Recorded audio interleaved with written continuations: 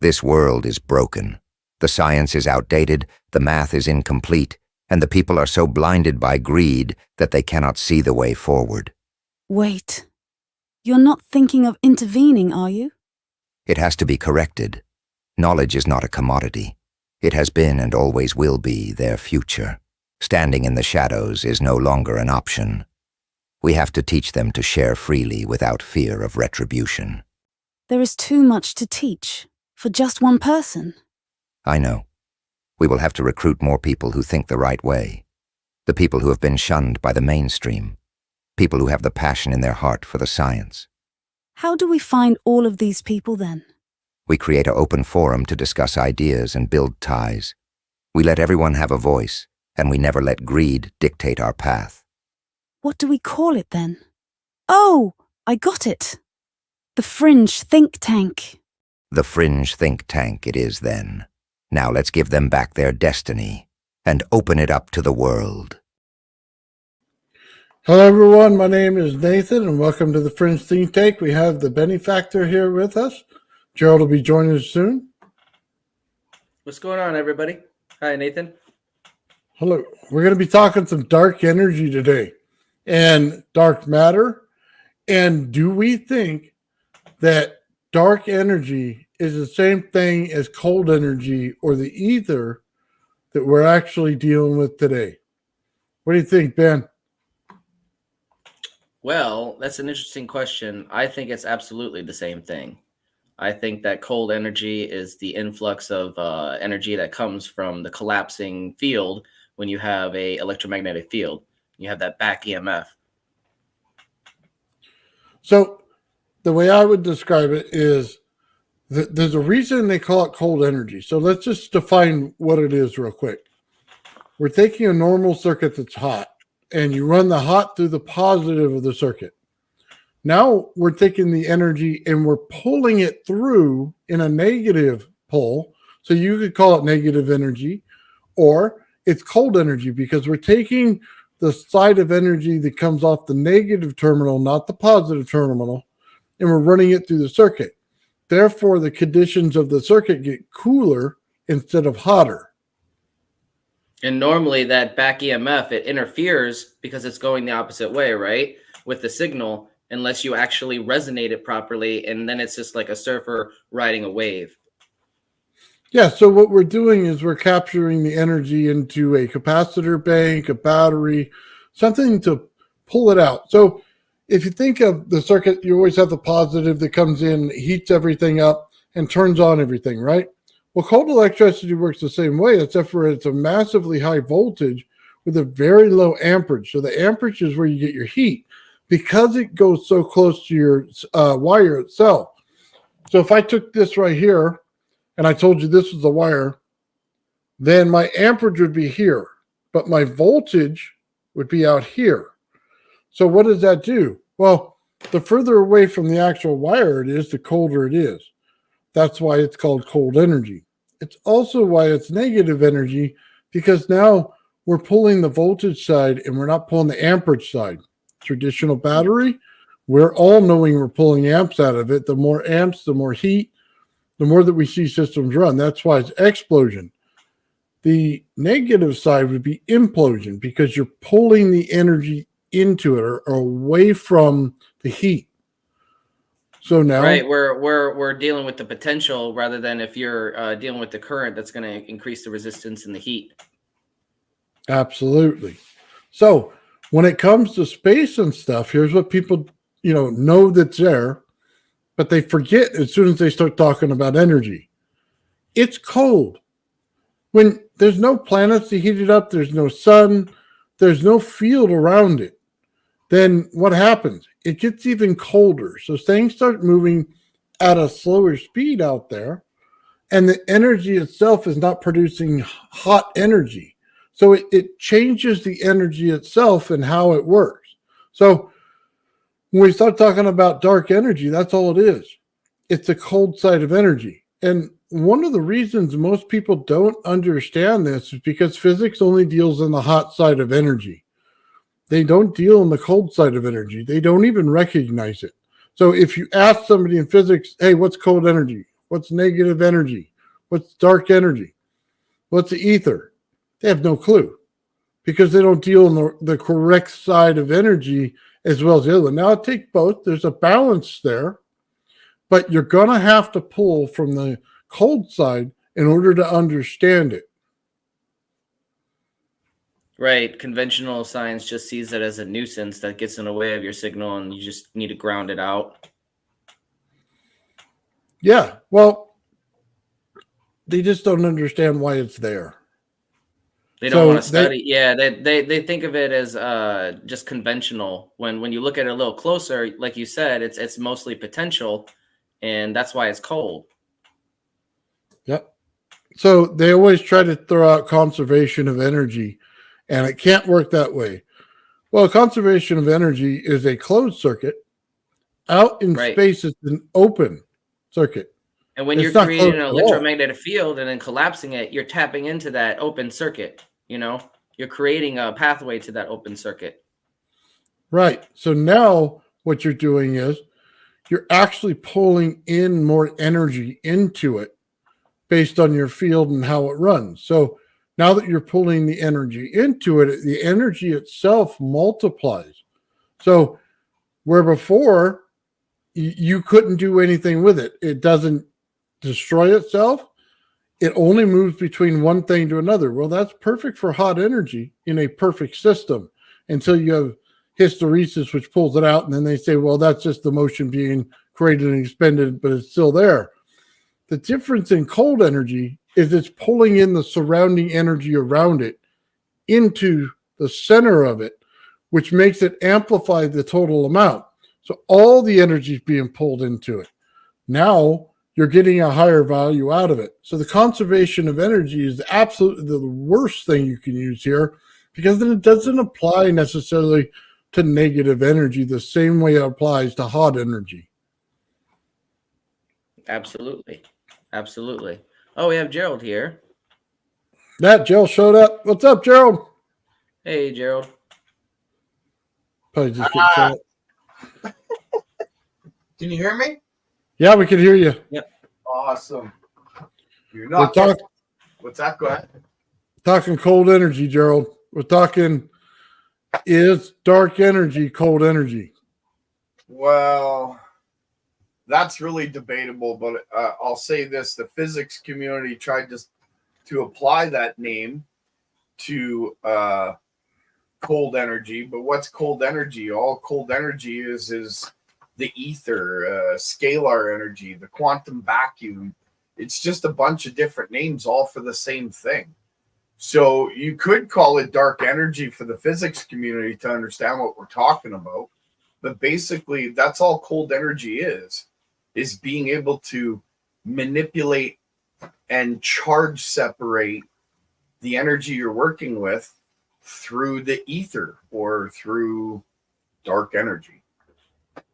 You know what I mean? Yeah, absolutely. That's what we just got done saying for the last few minutes. I'm sorry, I missed the first part because I was talking with my daughter. So it's okay. What I'm trying to get across to people in a very simple way is physics looks at hot energy and a closed system, where cold energy is an open system, and it changes the physics of how it works. Yep, absolutely.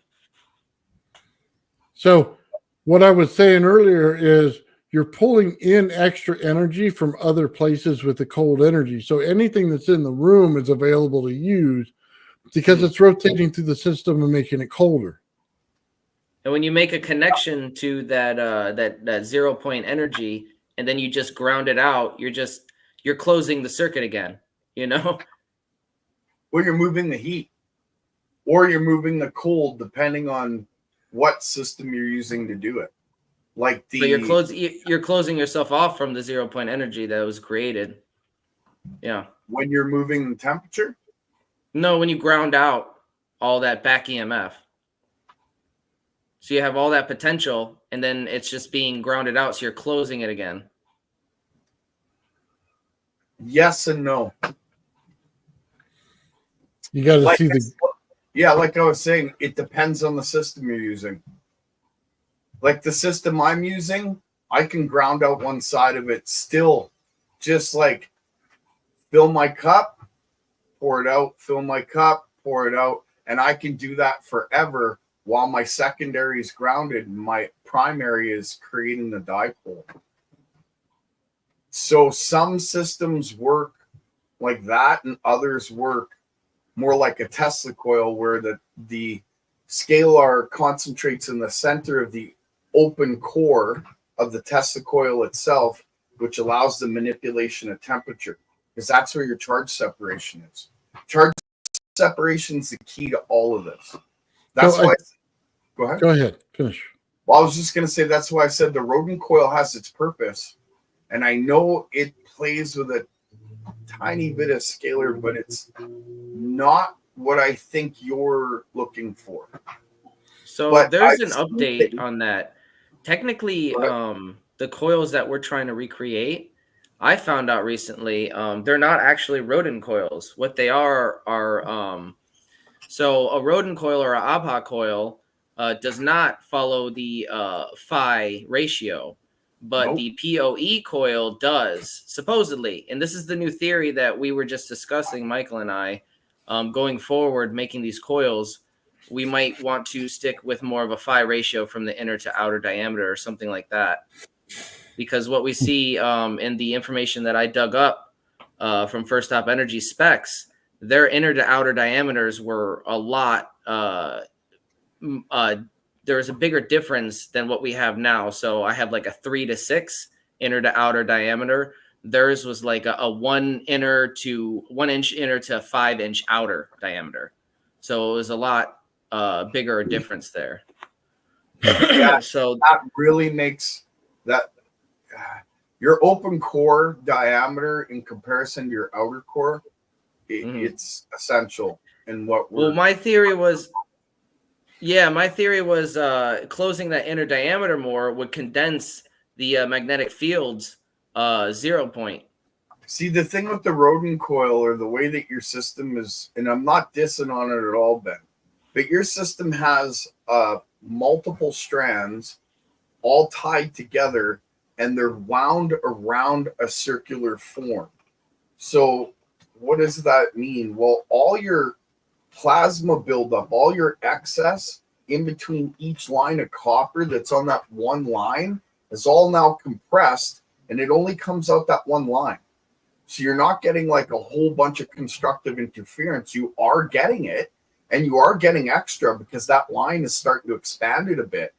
But as you're twisting around your circular form, that spread out of that energy coming from all that compression is sort of dissipating. So what I've experienced is you're absolutely right. No, from what I've experienced, you're absolutely right. The designs of the multifilar are not perfect at all. They are more of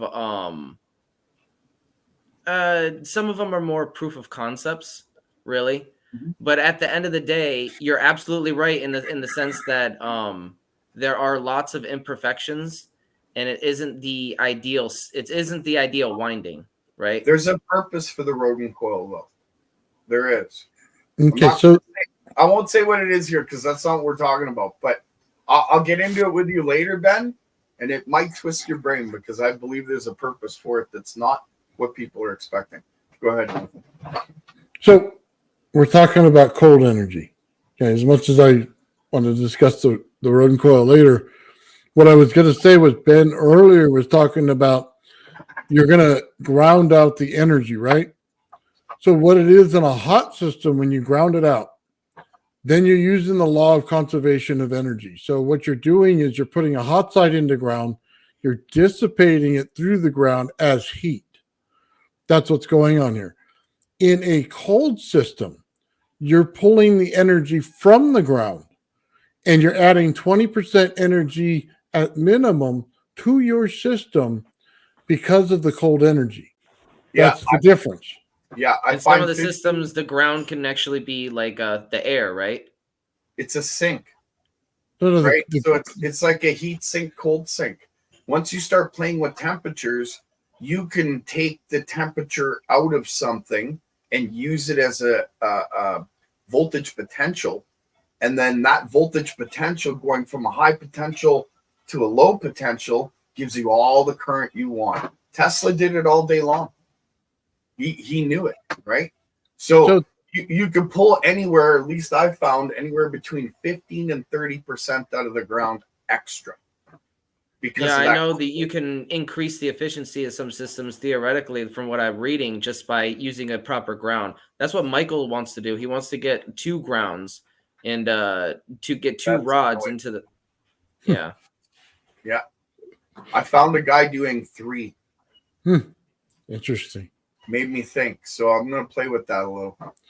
So just so we understand this, everything has a charge potential on it. When you're dealing with potential energy, you have to know that. Okay, it's why the double slit experiment fails when they put a camera on it, because they don't realize they're adding charge to the room and they're changing the direction of the actual light because they don't understand what light is. So it's the instrument that's interfering with the ability to see what's actually going on, is what you're saying?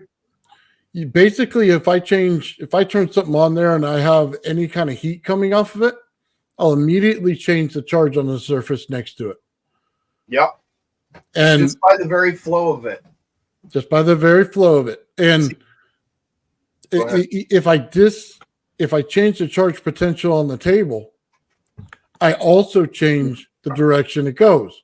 That's something they don't talk about, and it's so significant. It should be involved in the experiment itself, but it isn't. It should be a parameter. I think the double slit experiment, in a sense, it's not fixed, but it's set up so that the person who's not experimenting and seeing this stuff looks at it like, oh, this is amazing. They're right. They're geniuses. But really, they're keeping half of the experiment out of the equation so you don't see it. Because if you did see it, you'd see that their conclusion is not wrong. It's just lacking. Okay, so let's finish off this cold thing so we understand it from pulling from ground. If I told you the ground is negatively charged, and I told you that I'm pulling the negative through the system, and I told you I'm using a PNP transistor, which is designed to pull the negative, unlike Gerald, who loves NPNs to do it. So it's designed to pull the negative through the system. So what is it doing? I'm pulling the charge potential from the ground. That's what I'm doing. In any Tesla coil, they do it, and they're not telling you they do it, but it's exactly what they're doing. In order to get that extra 20%, they're pulling the charge potential from the ground. Now, it's localized. It's not as big as it could be. Why? Because they haven't pumped anything into it. They're just taking whatever it can pull from. So it's not a concentrate. It's not a, how do I say? It's not an ever expanding thing because they didn't make it that way. They didn't design their circuit that way.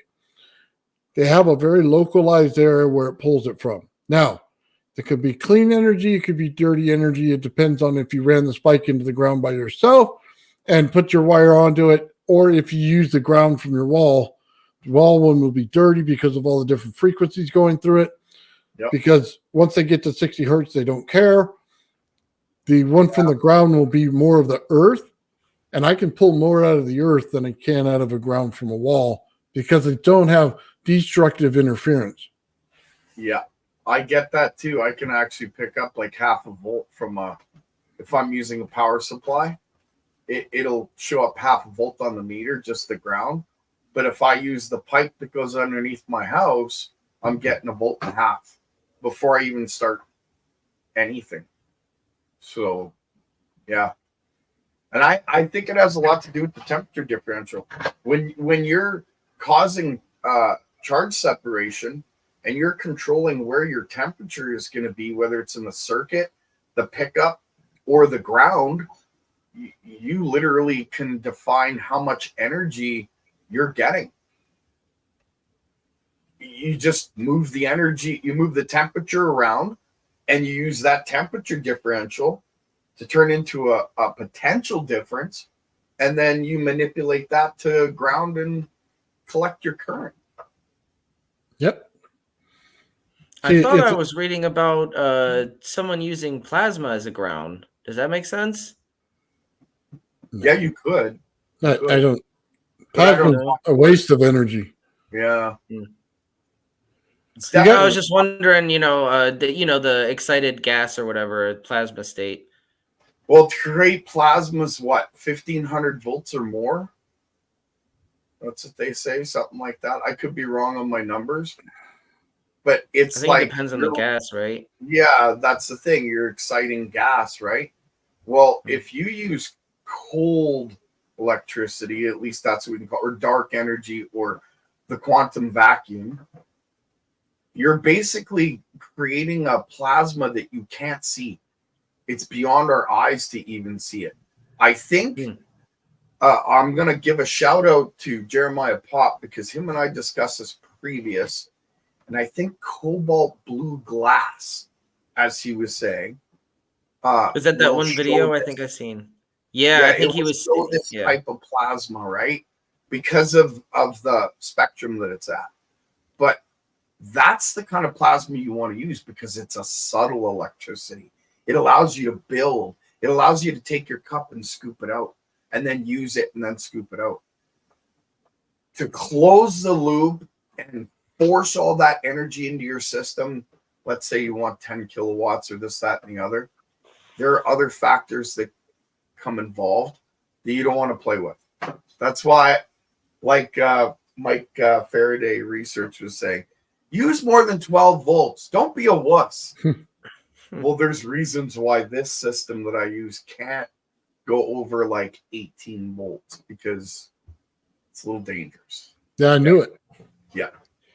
Yeah, that blue cobalt video was amazing. Yeah, was That not was a really awesome. cool video. Yeah, you can see that when he does it. Okay, so I show ball lightning on my channel. And the next day, he's like, "Oh, I could do that with a microwave transformer." And I was like, "Challenge accepted. Please do." and he pulled out this cobalt blue, and you could see it better in his video because the camera can pick it up. Whereas mine, I was using like crappy camera, and I didn't have any of that. So he just pulled out a pair of blue blockers and I don't know where he got it. I think it was like an old piece of glass from way back when, like the 60s or 50s that he collected, right? Like it was old cobalt blue. okay. Because they used to use that in dishes, eh? Do you know that? Yeah. Part of glasses and all kinds of different things. Bowls. So let's get back to cold energy. Yeah, sorry. As much as I love that other stuff.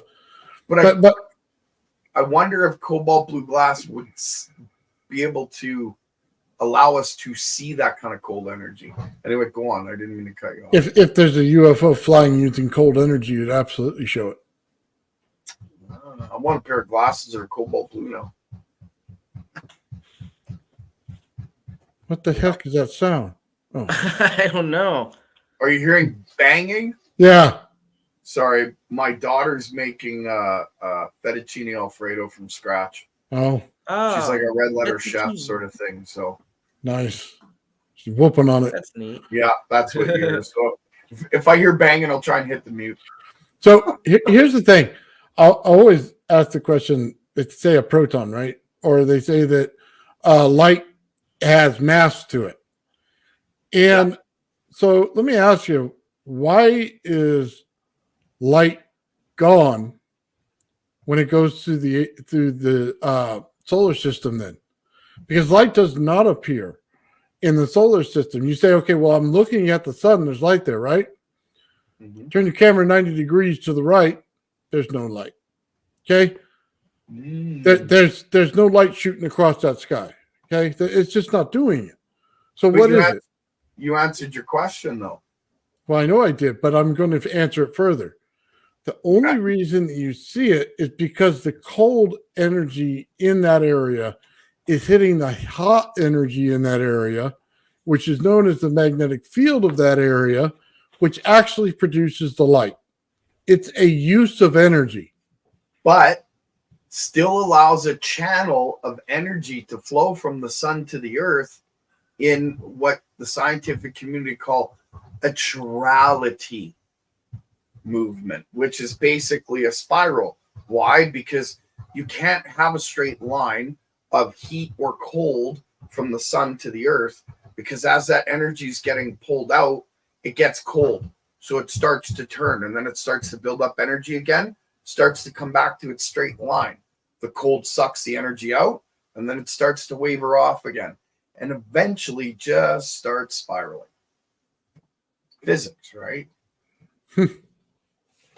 They asked the thing. I was looking at a thing. You were talking about the speed of a ball on a ramp. Yeah. At an angle. Is it faster this way?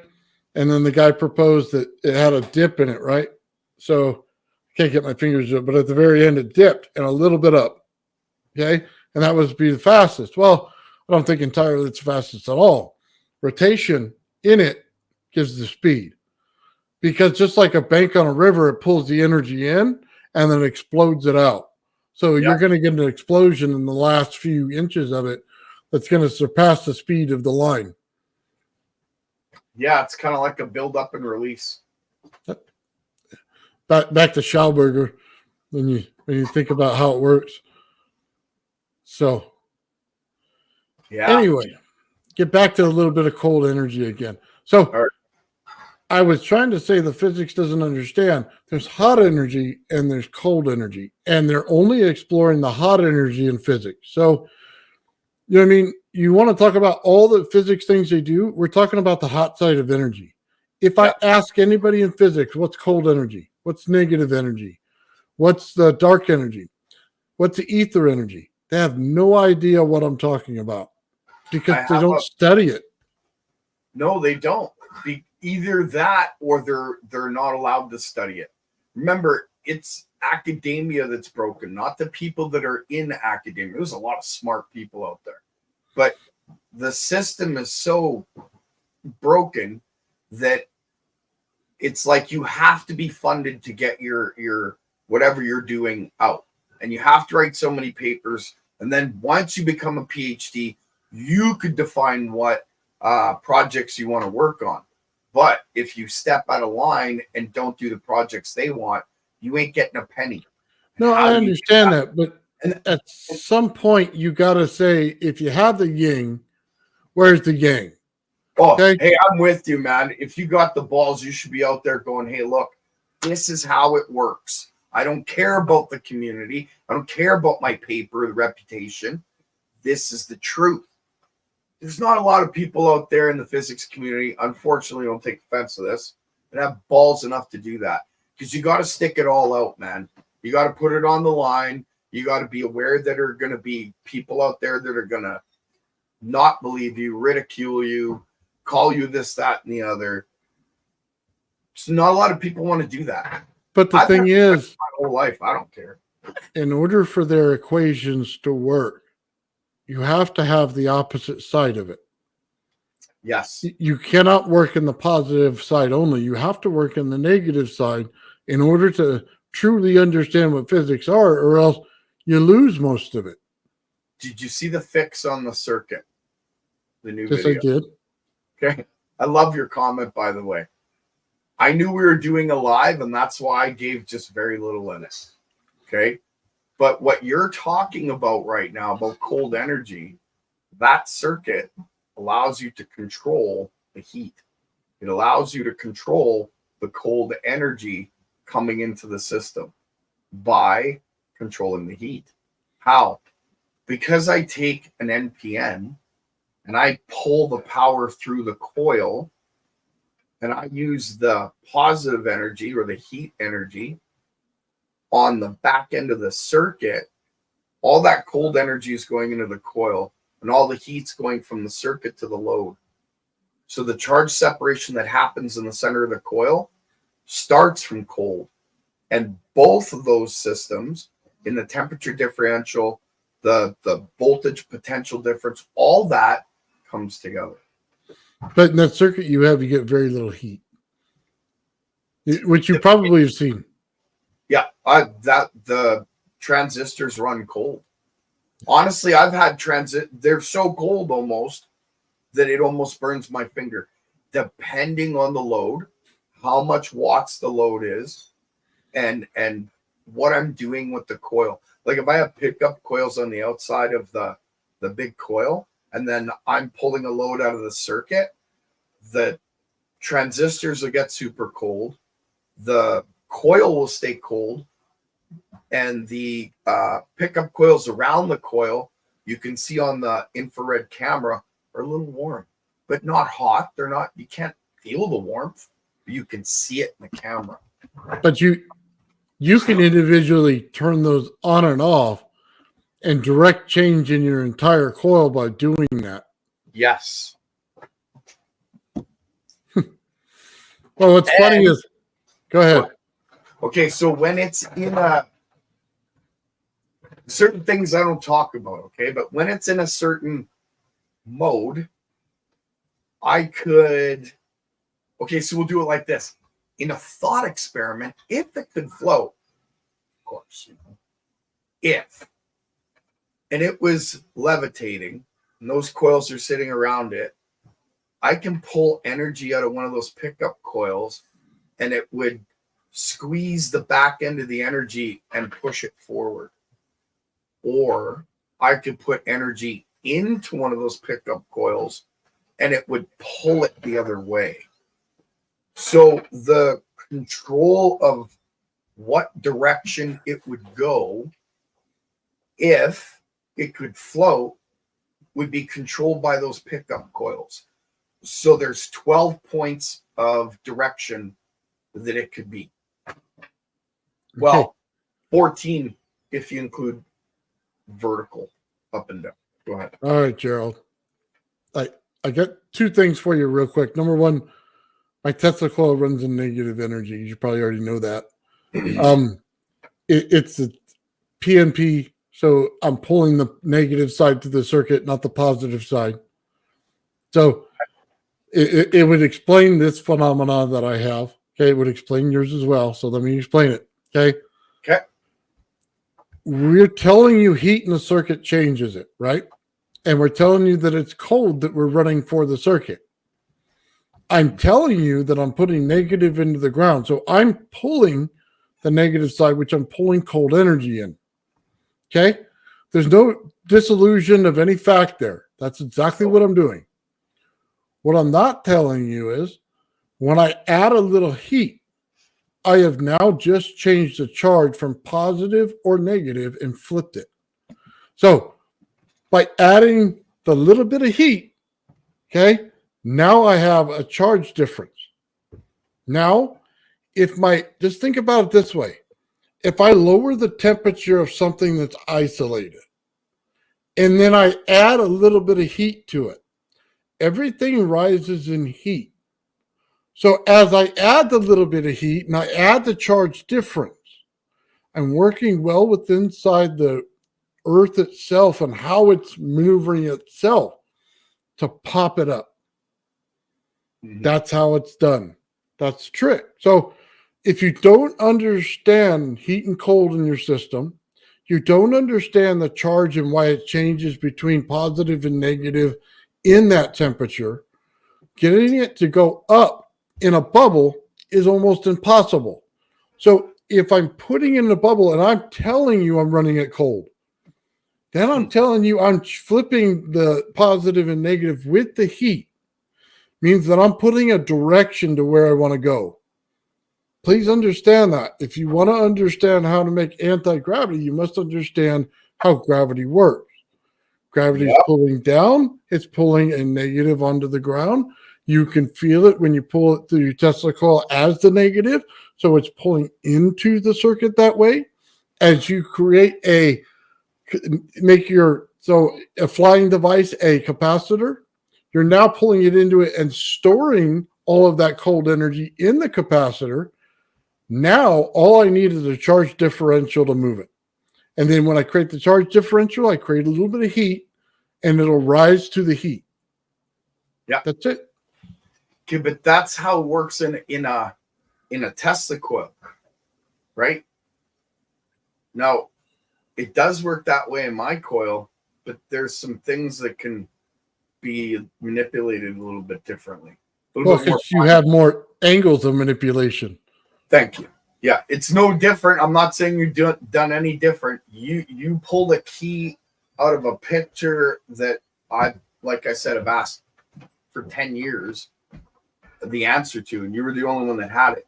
Now, when we talk about temperature, I was looking at that picture just the other day because I got a file on Philadelphia experiment. I got to go over it with you on some crazy stuff in there. Anyway,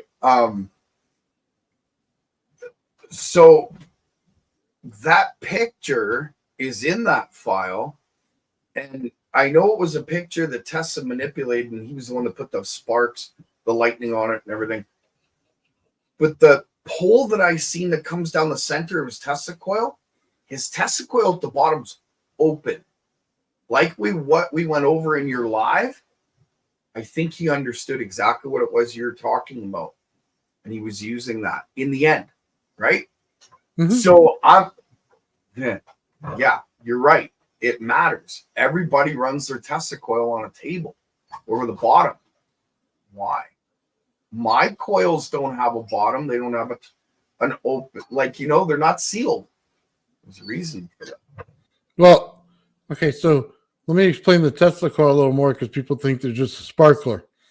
So let me give you a little key inside of a Tesla coil. When you cap the bottom, you're trapping heat in there. Heat turns into amps. Amps pushes the field out further. That's what it is. So if you close the top of your Tesla coil and run your wire to the side and you put a cap on it, what happens? There's more heat inside because you're making it hot in there. You're taking away all the coldness of it. You're just making it hot. What happened? The energy expands further and it's hot. So now anything that's, say, 2.5 feet at 11 volts, you shouldn't be touching anything. You should be tight close to the Tesla coil, right? Mm-hmm. But you're not. You're out here because now I've just expanded it by changing the actual amount of amps in my system. Now, when I open the bottom, I'm now cooling off the center of it. Now it'll run less on the breakout, okay? But it'll give me more energy down the center. Now I can pull more energy out of the center because now it works the right way. Now it's a magnetic pinch to the center. Now I can pull the energy out of it. The difference in the Tesla coil and Jared's coil is he has windings in there that'll amplify that pinch. That's the biggest difference. He still has two coils oscillating. Yep. He has, coil A and coil B. The Tesla coil principle is in it by far, Nathan. You're absolutely right. Yep. You still have them oscillating. You still create the pump. It's still there. I just added to his system. I added to his theory. I basically looked at it like this. Everybody has these systems. They're all different. They work on one principle. But what's the electrical engineers of the world trying to get rid of all the time? Noise and extra heat and there's so many instabilities that go into a circuit that they ground out or use caps to filter off I don't do any of that. I don't even use resistors in my circuit. Yeah, I noticed. There's a reason for that. I want that energy to flow through my circuit so that I can control the resistance on my load because that's where it should be, not in the circuit. Well, as soon as you put a resistor in your circuit, you're creating heat in your circuit. Yeah, and you're slowing everything down, right? So you're slowing down that energy that whips through it. And of course, that means, you're getting more current out of the system. But that's not where you should build your current up. Like that you makes said a lot of earlier. sense. Yeah, like you said earlier, I have a lot of winds in my coil. You're right. It gives a capacitive factor to it. And then you couple in all those instabilities because it's 180 degrees out of phase. It's a mirror image to the first coil. It's because it's so close together, it creates plasma in between each wire. There's so many different things that come involved.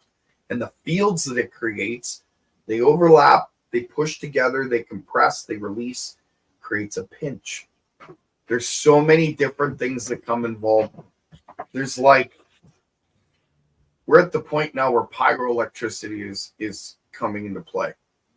We control heat, turn it into voltage, and use that voltage in other places. So now heat becomes a tool, not a problem. And That's right. I say that because I believe that in the center of a Tesla coil, right in the center, not at the top or the bottom, but in the center of the whole coil itself, there's a sphere in there. There's an evil in there. Because Tesla was playing with those ideas and he knew about it.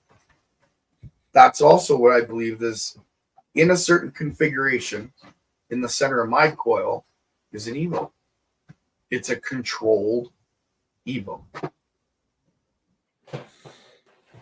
Exotic vacuum object. Check this out. Go ahead. I'm going to tell you the secret to that rodent coil with the Tesla coil. Mm. Okay, and you already know it. When I put the wire down, you know I'm pulling cold electricity, just so we're all aware. I just told you how it works earlier. What I didn't tell you is the temperature of the room and the temperature of the coil. As my temperature of my coil goes below the temperature of the room, it resonates really well, and it'll stay resonating. When I take the wire out, it'll continue to resonate until the temperature of the coil turns into the temperature of the room. Then it'll stop. Now, dun, dun, dun. Sorry, I had to do that. Go ahead. It's only known if you know the cold side of electricity would you ever find this. Okay? Massively big spoiler there. When you actually can control that, you can start to manipulate how the temperature works in the room to it. Whether I pull in more energy or less energy. So it's I'm kind of sorry. It felt like you should have had a drum roll at that point because that was like mic drop. It's over. Good night, people. Have a nice day. I'm kidding. But that was a very big golden nugget. Could have been a mountain if you were looking for it. Well, it's the same one that I gave out when I keep trying to tell people you're changing your voltage and frequency to go lower in order to get heat and amps. So when you can understand that in the correct way, now you can manipulate the heat in your circuit in order to get more voltage and amperage out of your circuit. You can also start to manipulate Lenz's law when you start working in a colder circuit than a hotter circuit. And that was shown yesterday with Mike. He was explaining it without saying directly that statement. He is negating Lenz's law in. Yep. Well, they froze him because they didn't like that. I'll say it. He's negating Lenz's law in his system. I'm sure Nathan will come on back. Yeah, he'll snap back on. What did you say? I said, did you want to add to anything Nathan was saying till he comes back? Oh, about Lenz law? Yeah, well, it doesn't matter. Yeah, Lenz law, Mike's system. So the thing I have to say about Lenz law is apparently it can be reversed. And there's a whole chapter on it. Yeah, and there's a whole chapter on it in the Practical Guide to Free Energy Devices, where there's some ideas on how it can be reversed. I'm not too well versed on the subject, but I know that there are theories how, like you said, it can be negated. And in some of these systems, I believe that might be what's happening. I believe that Lenz law is negated when you have the ability to capture back EMF. So what's back EMF, right? Well, when you run energy or power through a wire, you create electromotive force. Well, there's also back electromotive force or counter electromotive force, it's considered. That opposes the original current that created it. And if you Yep. if you oscillated at the right frequency, I think, or resonated right, you can kind of like like a surfer riding a wave, and maybe reverse or negate that Lenz law. I don't know. and, That's just the way I'm kind of trying to visualize it. and that can be done. It's a little hard to tune it because you Hmm. gotta create the wave, hop on the top of the wave, like capture it and ride it in, right? Whereas with Right. the system that's been created that I use, because I won't say I created it, but you know what I mean. When Lenz law starts, like when you get that back EMF, as soon as it starts to be created, it's being captured because I give it the path of least resistance. Because how does that counter electromotive force get created? As it's going down the wire or in and around the wire, it's starting to heat up that wire because, like you said, it's going in the opposite direction of the energy that you put in originally, right? Mhm. So by making a coil 180 degrees out of phase, a mirror image of the first coil, that gives it that path of least resistance. So if the minute you create that electromotive force, it's negated by capturing it in the second coil, bringing it almost to superconductivity. But you So have in like in maybe a more traditional coil that's not mirrored and has no path backwards of least resistance, whereas that mirrored process, it has a path both ways. That's okay. That's a good way of you got I'm it, starting Ben. to get it. That's what made me wonder about the rodent coil and the way you're doing things. I had an idea I'd like to talk to you about offline about that. Maybe a way of Sure. kind of changing it just a little. Yeah, no, I'm open to all Yeah. ideas because I kind of hit a roadblock. I mean, the Jewel Thief is amazing because a traditional when you look at the Practical Guide to Free Energy Devices, which Daniel Nunes had access to, he had the Jewel Thief, and the Jewel Thief he based it off of that chapter, I'm assuming, because it was the same circuit, only slightly modified.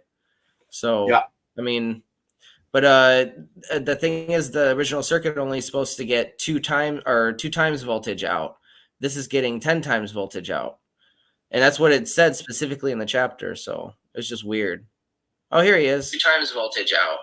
This is getting What's 10 up, times guys? They voltage froze out, my system. and that's what it said. Yeah, they've The minute you said froze you out.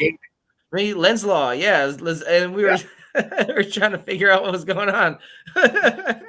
But hold that thought for a sec because something came up here. Transient is the condition between two permanent conditions. Okay, so they bring up transients. Vortex says with transients. Sorry, I'm gonna miss that. Sorry, Nathan. I'm trying to get this thought out. It's hard because I'm grinding through it, right? Transients are created when you literally, I look at it like this. When you turn your light switch on, the power has to go and fill that whole line to get to your light. As soon as it gets to your light, you shut that switch off. It's got to flow backwards twice as fast as it did when it came in. Why? Because it has to be ready to be turned on the next time. It's kind of how energy flows in a sense, right?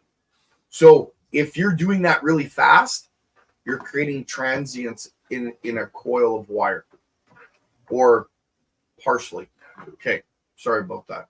You were talking before you got knocked off, Nathan, about Mike's system and about how Mike didn't want to talk about negating Lenz law. Well, it's because it's exactly what he did. He didn't come out and directly say it, but you had to know it was there. Oh, yeah. Not only that, he used piezoelectricity in order to amplify the amount going out. Okay. Here's the thing. Just understand this.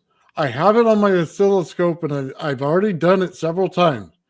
As soon as you hit the piezo button on cold energy, the entire amount of energy doubles immediately. Okay. Yep. Doesn't matter how you're going, which side of the wave you're on, or if you think you're on the down slope or the up slope or the center part, It does not matter. It amplifies every peak, just like that. Yep. So when I asked him if it was on his pulse or his coils, now here's the thing. It's okay that it's on his pulse. He's getting part of it, but he isn't getting all of it. So when you delay for a second on your part that's taking in the energy, right? Yep. Then pulse that, now you're getting all of it from every single coil, because it has to have the frequency in the coil, then it has to amplify. So we're talking split second. We're not even a second. It's like a microsecond, but it just has to be there just like that. So it's like a boom, boom. You know what I mean? Just right away. Do you want my opinion on that? Go ahead. Mike's genius. Yep. In the sense where he stumbled onto something or he figured it out. I'll give him full credit for that, Mike. That wasn't a diss. When he put the piezoelectric in front of the coil and the piezoelectric behind the coil, he created a resonant path that resonates with the whole system. It's a timing circuit. And it's not something we'd see because it's, like you said, at the split second. Not on just one, on both. Because remember, when you're running crystals or quartz, and he's using It's got a beat rate. Exactly. And it's got a beat rate because when crystals resonate, they resonate with each other and they become AC, right? So what's he doing? He's using it as a timing circuit, multiplying the energy coming through. Oh, yeah. That's where it is. Right? Oh, that's so cool. I wouldn't even, my mind didn't even go to the beat rate, but I know it's there. It's like, Yep. Absolutely. That's why I told you I would like to take your coil, put that piezo in there and get it to just pop it. Yeah. So I didn't find out. Sorry. hey, man, I've done a bunch of it. So it's only when you do the testing do you find that out. That's what's so cool about it. But it shows up perfectly. I got it on my Gravity Flyer when I showed it. It showed up perfect, amplifying the entire thing, man. It just boom, immediately. That's a pump. That's an etherical pump or a quantum vacuum pump or it negates the conservation of energy because of the amplification multiplies the energy. So conservation of energy cannot be used in this system. Okay, and I agree with you, but it doesn't negate the law of conservation of energy. It actually complements it. Now, I don't have it written on the board, and I'm not ready to give full paper yet, but that's definitely part of it. Because of the way that it all works. You want to, okay, so because we're able to control heat and heat differences and potential differences, you're at the point now where it's the most efficient system there is, okay? We won't say over unity, we'll say efficient. You want a little piece of what I wrote, maybe getting an idea? Yeah, go for it. Okay, I gotta put my glasses on because I'm, not young anymore. I'm not old, but I'm not young. Or how does it go? I'm old enough to know better, but young enough to still make the choice. All right. So it's been achieved with experimentation, a temperature oscillator with low parasitics and fast oscillations, giving it a self-tuning cycle with an electric field that is synchronized with the temperature signal. By changing temperature and measuring current and doing this over the temperature ranges and frequencies that are relevant for the application, by using sharp and repetitive temperature changes, allows for an increase in the ability to to control temperature while decreasing the ability to cycle, which requires perfect oscillation for any given input of any thermal waveform, which in turn is efficient thermodynamic cycle. So we're not negating the law of conservation of energy. We're using thermodynamics to its most efficient capacity and adding to it. I'm not explaining it properly. So hold on, but if it adds to it, wouldn't it change it? Because you're adding, because they're saying that you cannot, it's the same energy from one point to the next. It just transforms how it is. You're saying you're adding to that energy. By changing temperature to potential difference, you're adding to the energy that you're using. But you're really not adding to the energy. I mean more like, how do I put that? You're using it at the highest efficient rate. You're turning temperature into voltage, which apparently can't be done without piezoelectric crystals and all kinds of different factors. So you're using the law backwards. So yes, that they're always using the energy going out in heat. So it's always like the expenditure of the energy. You're saying going backwards. So you're using the heat in order to produce more energy, but it's still within the same confined system. Exactly. What I'm actually doing is taking the charge separation, separating the temperatures, taking the heat, turning it into potential voltage, and then that potential voltage being at a high rate, I ground it out, and going from high potential to low potential creates a current. I collect the current. That way it doesn't cost the system anything. Hey, Gerald. Yeah. You do realize right now that if I wrote a law based on the temperature and how to make voltage and amperage, right? That right there we can write a physics paper. Yep. If I told you how to make it work within the conservation of energy, there's another physics paper. Yep. If I explain to you exactly how to pull energy out of the earth, okay, I could write a whole nother physics paper. You understand what I'm get going here, right? Yep. I could probably write 50 physics papers right now based on just what we're talking about, because we understand not only how it works, but I bet you I could put the math to it in minutes. I could get into the vacuum and I could go on for pages about how this works and using all the physics terms and all the math, not my math. I'll give shout outs and credit to those that came before me. I stand on the shoulders of 1,000, if not thousands of men. Okay. But what I have was given to me from up above. Right. I'm going to do that out of a symbol there. So, but all the physics is correct. It's all there. But what this system allows the capability of is taking temperature and changing it to something you can use. So solar panels, what do they run at now? 20%? This system runs at 100 plus, I'll say that. Okay, so could you write 1 or 2 physics papers? I've counted 7 on what this system does. And it's not because I've come up with some strange math or some strange this or that. No. It's all there. But unfortunately, because the academic community is broken, they're not allowed to look in the opposite direction.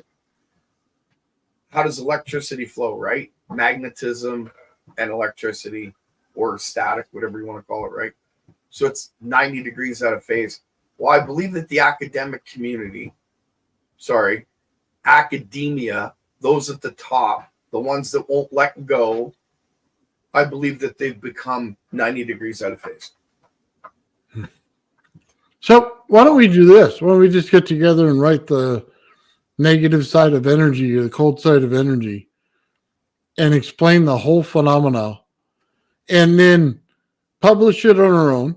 Just publish it in a newspaper somewhere so it's published. Okay, so that everybody has it. Doesn't, have to be something that academia or whatever publishes. But just so it's out there, and then they can look at it and disagree how they want. But then we'll put the examples of the systems in which parts go with it. So not only do we have how it works, we have the examples of how it works. So you're going to have a pretty hard time telling me that it doesn't work when you can reproduce it easily, or you could just come and visit and I'll show it to you. And I've had another breakthrough. And I'm not, I'll say this.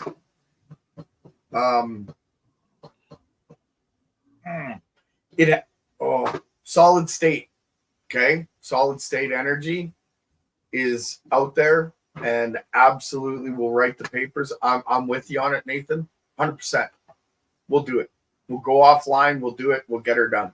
We'll write all 7 of them that I can count. Who knows? Maybe somebody else will write other papers on this thing. It's going to coincide with Einstein, the 3 laws of thermodynamics.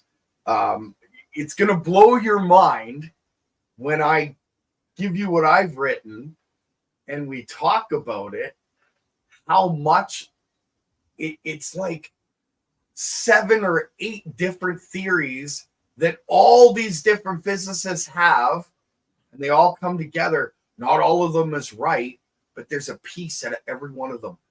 And if you take it and you put it together, there's a picture forms. And that's what this is. So, yeah, let's write the papers. I'm in. So Ian asks to be sure it's a closed or open system. So I'll explain it, and then you can explain it, Gerald. So there's 2 systems.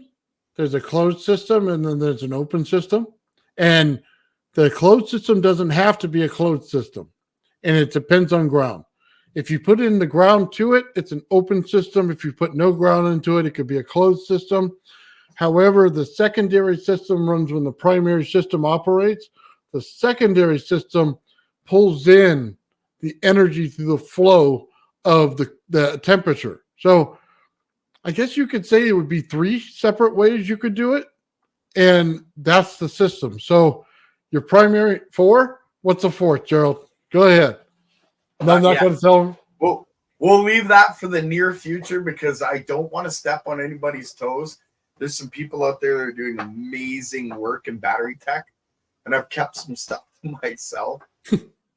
But there's 4. Okay. Let's just say this tech can go big or it can go really small. So do you agree with me on the 3, though? Yes, absolutely.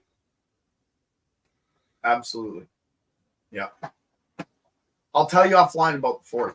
And don't worry, everybody out there. I will share. I'm not keeping anything, in my backpack, so to speak. But it's a matter of timing.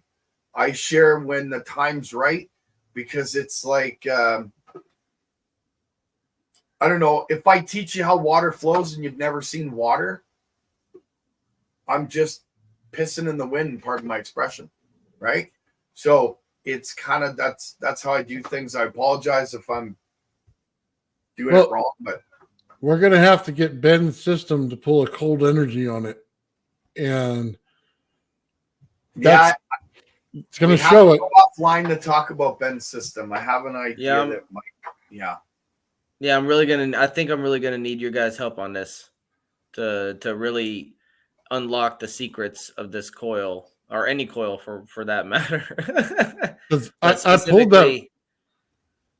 Yeah, I pulled the rodent coil into cold energy already. Well, you do good work, Ben. You're almost there. I think you have a little bit of you're stuck in the box. We got to pull you out. I am, but I think the modified Joe Thief circuit kind of proves that there's some potential here. Well, there's a lot of potential. Mm-hmm. There's potential with the rodent coil too. Don't kid yourself. You found something. I'm not saying you didn't. I think we'll talk up. And if I'm wrong, I'll apologize. By the way, Yeah. one of the reasons I wanted to do the rodent coil is for Ben, because I wanted to show a different experiment than what he normally sees online for these things. And by pulling cold energy into it, it kind of shows you something different. So think of it this way. If I know I'm pulling cold energy and now I ground my rodent coil, now all I have to do is make my circuit pull it through. Okay. So I got to get a negative on a battery on one side. I got to pull it through the system, right? Pull it through that coil. Now I should be able to produce a lot more energy in there without any interference, okay, until I get to a certain amount of voltage. And then I'll get destructive interference. But as long as I keep it under that, I'll get constructive interference. So it'll be cool. I'll have to put the circuit together. And it creates a field. And I'll say this. Maybe you should start thinking of some water experiments. You know what? I spent all my money for my experiments shipping you guys the printers. Did you get yours, Gerald, yet? Nope. Not yet. Not yet. Ben got his. I'm not complaining, dude. I'm like hats off. You know, like I appreciate it. I have no words. Right? It's wow. Like I said, I got to do something back for you. Like just that's. Don't worry about it. So, but I got to create a circuit for Ben and I to use for the rodent coil, because I think if I pull a negative circuit on there, it'll change how he uses it. Yeah. Yeah, and there's multiple different ways that people have utilized this coil for, extra energy, OU or whatever you want to call it. Yeah. We need to, figure it out. That's all. So hold on. Let me just say this, Gerald. I looked at Gerald's circuit yesterday. You guys all heard me explain it, right? Explained it in positive energy. I made the mistake of not looking at it as negative energy. I say that to you, Ben, so that you can relook at the circuits that they gave you. Did they run them in negative energy when you thought it was done in positive energy?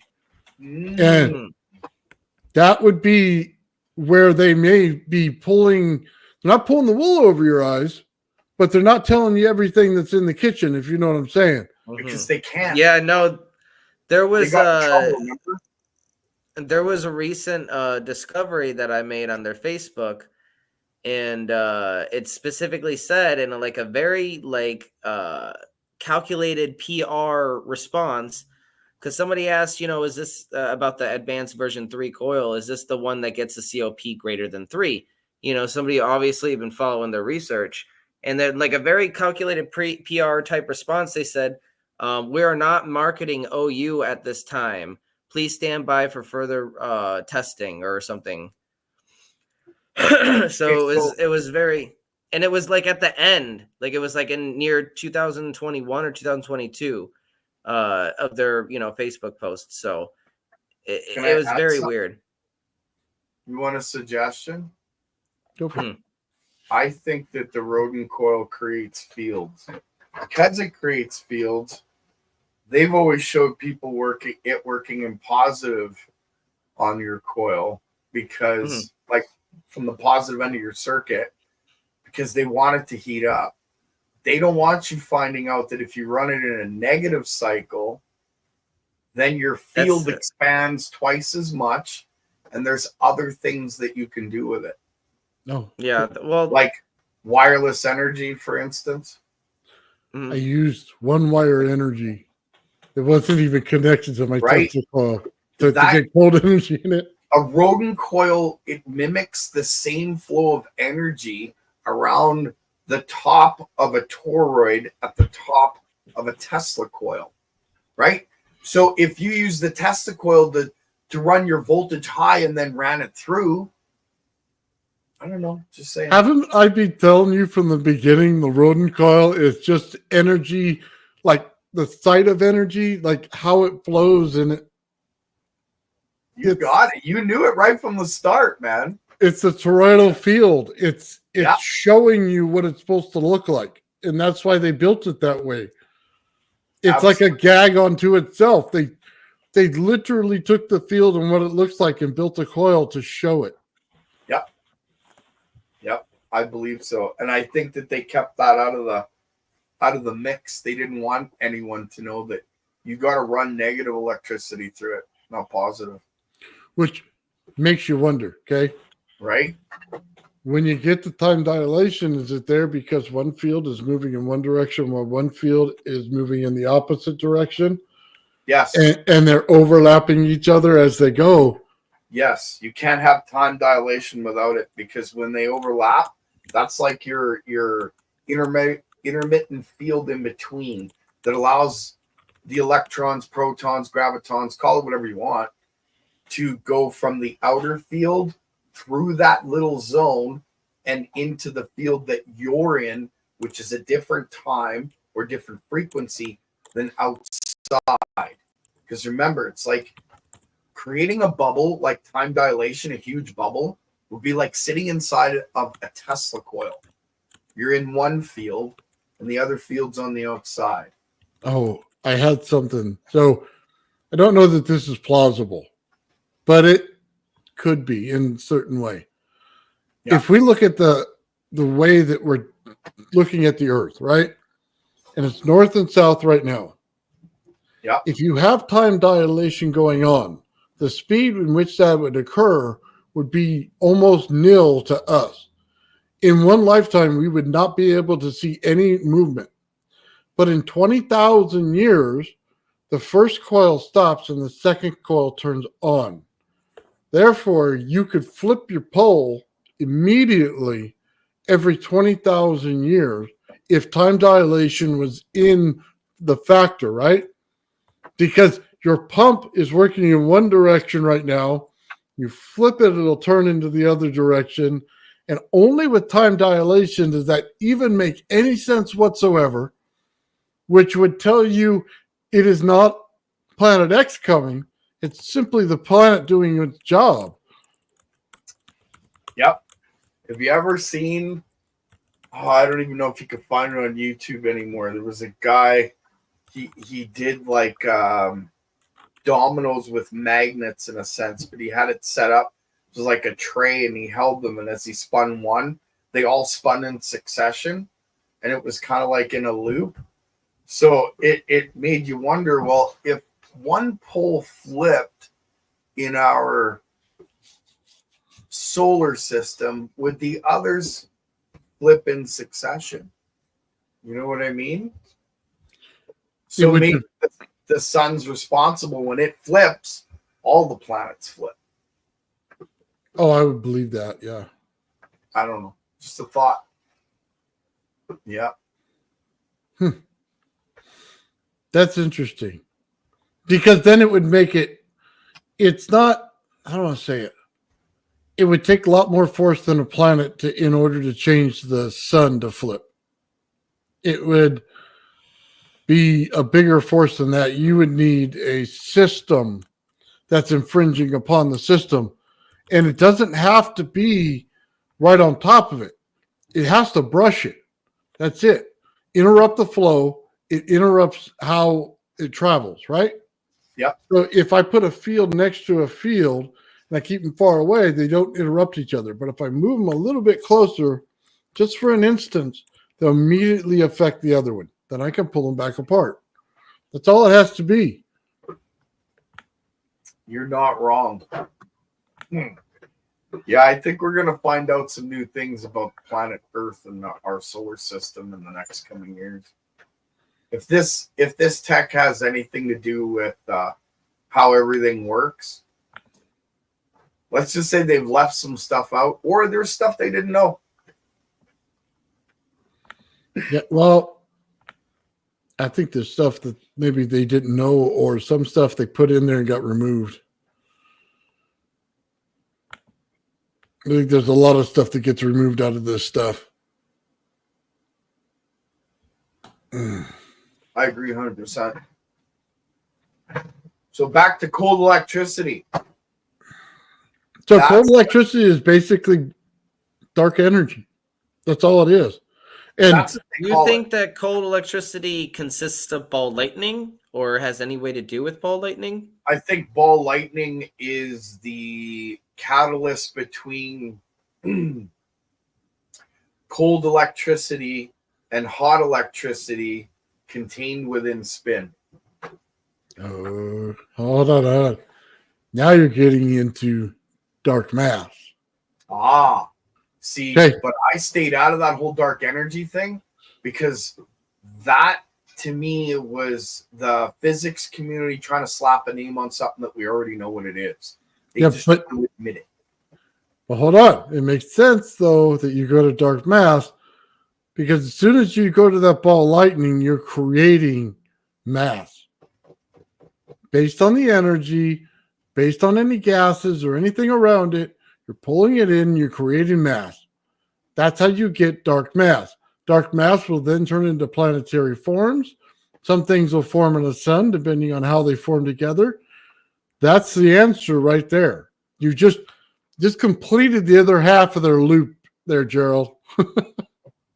It's the side that goes from cold energy to hot energy that creates the mass. Yep. It's the missing part of the equation, the missing link. Like these people that believe we come from monkeys. It's the missing link. I'm sorry. I can't make fun of it enough. You think you come from a monkey? Really? Well, my aunt must come from a fucking rhinoceros because her ass is as big Hey, as I was once told I was a monkey's uncle. Well, there you go. There you go. I just can't believe in that. I won't. I don't. I think it was a diversionary tactic to the truth of what and who we really are. That's just me. And I think those that believe in it, hook, line, and sinker, I mean, all the power to you. I'm not trying to fault you. I just think that you've been fed a line of crap and your teeth are brown. Well, sorry. They did anything they could to not give credit to the big man upstairs. Yeah. Hey, don't get me wrong. I've eaten some brown stuff myself and I've made mistakes, but yeah, you're not wrong. They do everything they can to take away the credit from upstairs. Like, I can't remember where it was I heard it. It might have been Sabrina Hassenfetter or somebody else that said the physics community, I think it was somebody else, the physics community will do everything they can to state that they were the ones that did the work. They were the ones, they went to school, they busted their ass, they did the exams, they didn't sleep, they worked very hard to get their degree, and now they have a PhD and they're an accomplished professor. Okay. So what does that mean in the big scheme of things? You can regurgitate that which you're told. Yep. Because if it was any different, you would have found that which I've found. I'm no different than anyone out there. I'm not special. Like anybody could have found this, but you got to think outside the box. You got to be willing to get shocked, and you got to do the work. That's it. You got to do the work. All right. So, by the way, I find it funny. There's a lot of people out there. I was watching a show today, and they were talking about they didn't understand why nobody can replicate some of these circuits that have over unity to them, right? And I'm laughing because I went over their circuit. So they showed the circuit, right? Yeah. And they go, we ran the circuit. We can't find it, right? And I'm going, did you run it the right way? Because you're assuming things that are not meant to be assumed, just like I did to your circuit. So if you run it in reverse, okay, then you go, okay, well, now it starts to make a lot more sense in the actual circuit that was built. I loved your comments, by the way. Those were the best because those are the kind of comments that come from an electrical engineer, and not don't go for it. This is an insult. That would look at the circuit and go, okay, well, that's an NPN. So why is he running a coil from the back end? You're supposed to run it from the front end because that's your positive. And if you, just like what you did, it was perfect. because I Okay. didn't let on that I flipped it inside out. Okay, so check this out. Just so we know how this works. When you get a transistor, this is your pulse side right here, right? This top one. Okay. This would be your collector and emitter. Now, all you're doing is you're pushing this upon here and creating the field in which connects them. That's it, right? Yeah. I can't even hold the pen. Okay. You lost the field. So what Gerald's doing is, even if he runs it in reverse, he's still pushing it down, right? Yeah. Push it. And he's just fucking pushing it down, right? That's all he's doing, and he's making the connection for it to flow. That is literally it. So when you start talking about NPN and PNP, just understand that was the whole connection right there, okay? And that's what 90% of the people don't understand. Because why? Because when they start explaining these things, all they start telling you about is some, oh God, I can't even think of what the words were. I roll my eyes every time I hear it. The electron flow in the depletion region has to have the full amount of electrons in order for the electron flow to be completed. Sorry, there you go. I had to do that. As soon as I hear that, I want to vomit. Yeah, me too. I just literally like, dude, this was so much simpler. You know what I mean? Yeah. They've Well, never. I'm glad I never got an electrical education because, yeah. Thank you. Sorry, guys. I'm glad I never got an electrical education because I couldn't have done this work. I would have thought along the lines of an electrical engineer.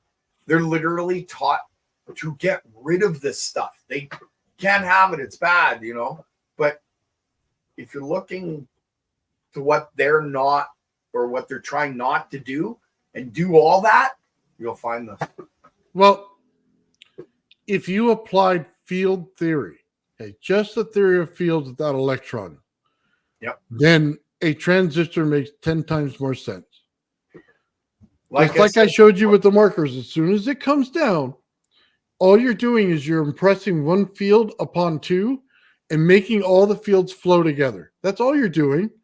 Okay? Not some depletion zone, not a bunch of stuff wiggling to the other side and shaking hands and fucking it just you're not doing any of that. Yeah. You're just moving fields. That's all you're doing. So absolutely. It's literally retarded. And it makes it hard to understand. You go, well, then why can I pull a negative out of a positive circuit? Because they're fields. They don't work like, electrons. They just don't work that way. I think electrons are the two fields crossing, right? But they say it's an electron flow that creates the field, allows it to cross. Okay. They make it confusing, but literally it's just a field of flow. Let me explain this. Here's your marker. I'm going to cut it in half. Okay, say this is a half on the top and this is a half on the bottom. Okay. If this is all positive, it just basically means that there's more charge on this side than there is on this side. That's all that it means. When I run AC, I swirl the wire. So what am I doing? All I'm doing is collecting more charge on this side, less charge on this side, more charge on this side, less charge on this side. You could still use each one. That's all it is.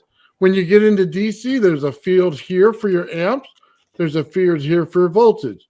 So when you pinch it, you're putting energy into the wire itself in the form of heat. Then you take that heat and you transform it back into energy and flow back again. In a perfect system, there's zero loss.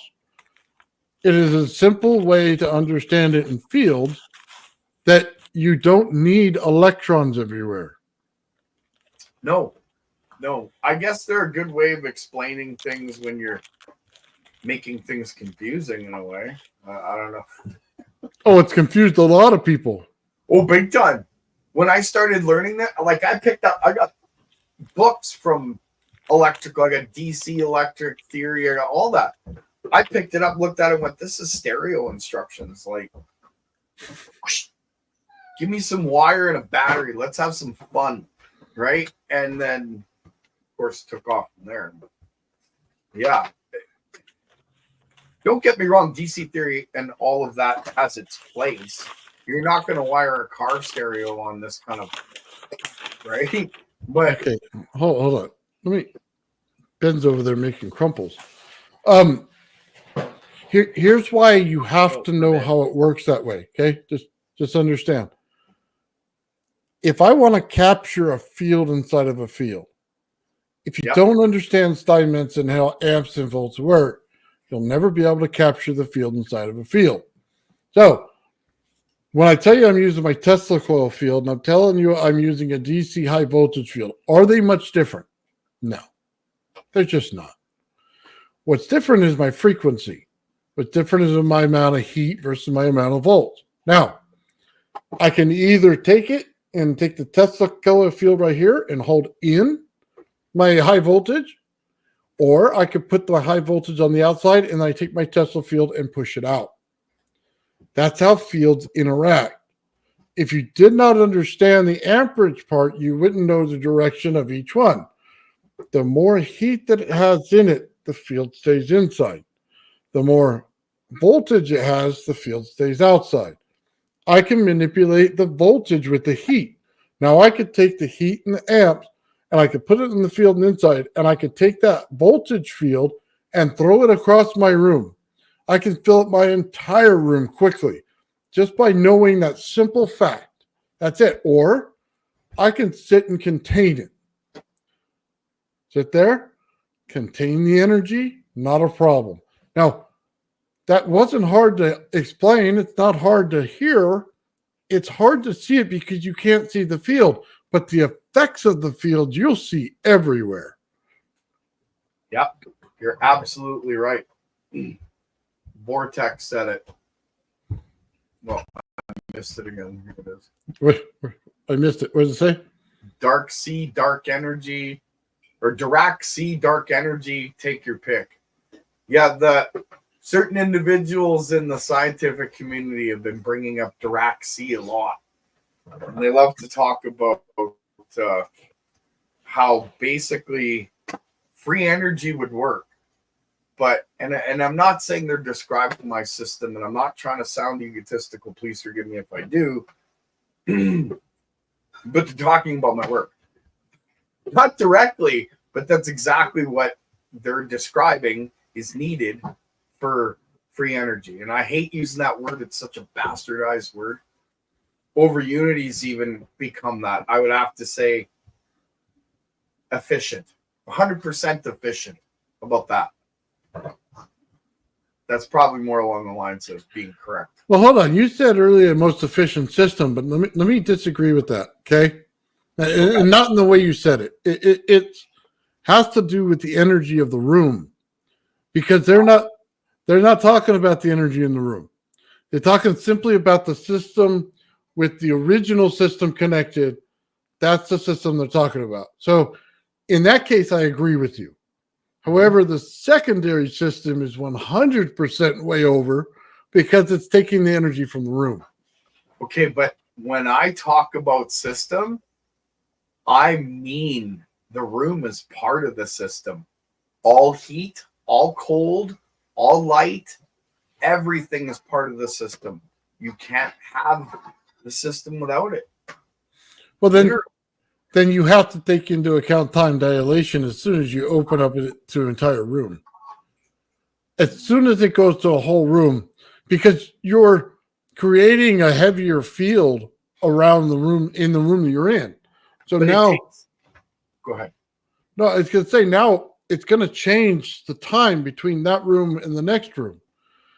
Okay. In order for that to occur, it takes actually quite a while to build up a field that big.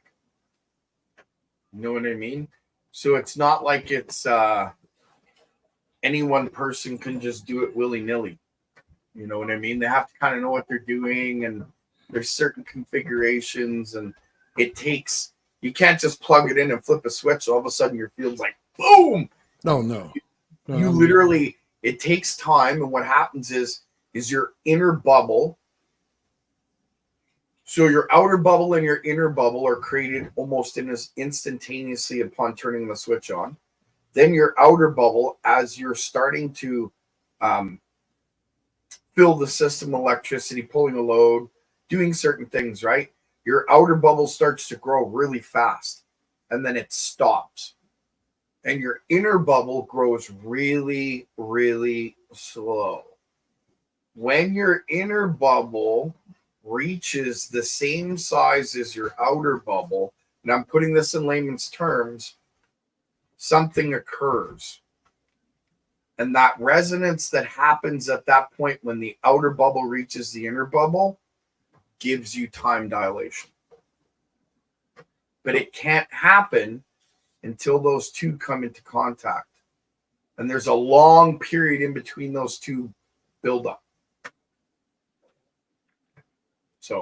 So depending on your bubble size, okay, if I wanted to create a bubble this big, about right here, okay, 10 minutes. Okay. Yeah. That's about the time it'll take me to create that size bubble. Yeah. Now, bigger than that, room size, way longer time. Okay. Yeah, Could well, take hours. It's exponential, right? It may take you 10 minutes to get here. It may take you an hour to get here. It may take you 10 hours to get here. I'm not saying that's the numbers. I'm just saying as an example, right? Yeah. Well, I don't know the numbers. A lot of people wonder why Alexi waits 10 minutes and before he starts pushing a button. I can tell you why, because he's building the field. And Exactly what he's doing. he's just waiting. It has nothing to do with anything else. He's just waiting for the field to build. And I try to show in the ultrasound machine, because the not transducer, but the piezoelectric disc is a receiver and a transmitter. You're going to hear the energy in your ultrasound device. That's the key. When you hit the sides of the field, you're going to hear the sound. Yeah. That's how he knows. That's exactly how he knows. And he Yep. doesn't have to worry about how much energy he's putting into it. Please understand this. The amount of energy he puts in it is simply a suction. That's it. It's a means to an end. Yeah. He's not filling it with it. It's a suction to pull it right out of the ground. Okay, so I'll give you an example. It would be like the video I do when I turn the system on and I'm running it, and then I shut my function generator off, and the system stays in resonance and it keeps running. That's what Alexi's doing. He's powering the system up, letting it build the field. He creates a resonant field in the area. And basically, when he goes to what I would do is shut off, he's actually hopping it, punching the field to the point where he can lift. Does that make sense? He's adding that little bit of heat to the system and changing the positive and negative as we would know it, or more or less energy, and flipping it. That's it. He had a little bit of heat to it. Yeah. He's tickling it with the heat. Yeah. So think of it this way. You're creating the environment of the Alps on the ground, and then you're just adding a little heat. So now it's easier to lift, just like your hot air balloon. It takes more to get off the ground than it does to stay in the air. Yeah. Yeah. I just realized something I got to test, but I can't say it. I got to test it. Another one. I don't like. Sorry, guys. Ben, I was just what do gonna you say got? I got my new neon lamps. Nice. Okay. Nice. Multicolored ones this time. So we got Krypton for green and Krypton for blue and argon for green, along with something that produces bright white. And we have the classic neon, and then something that produces more of a yellow color. And those are in neon form? Yep. These they are all bunch gas. Really? Where'd you get those? Yeah. I'll send you a link. I'll send you a link. The vendor needs to re-up on Amazon, but they do have a bunch left on eBay. So nice. Yeah, they're really cool. It was like $20 for 50 of them, 10 each. Worth it. Yeah. And I'm all out. So this is really cool. I just tested them all out. Bright white, bright blue, bright green. So cool. Oh, I want them. You're gonna have fun with them. You're gonna have fun with them. Trust me.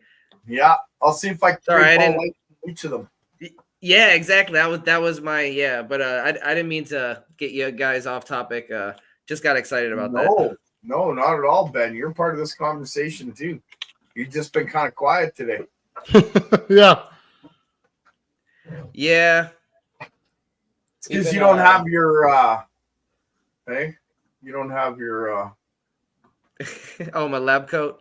yeah, you The don't have lab it coat on, gives Ben. me the lab coat gives me the confidence. It's like your cape. You gotta have it. Yeah.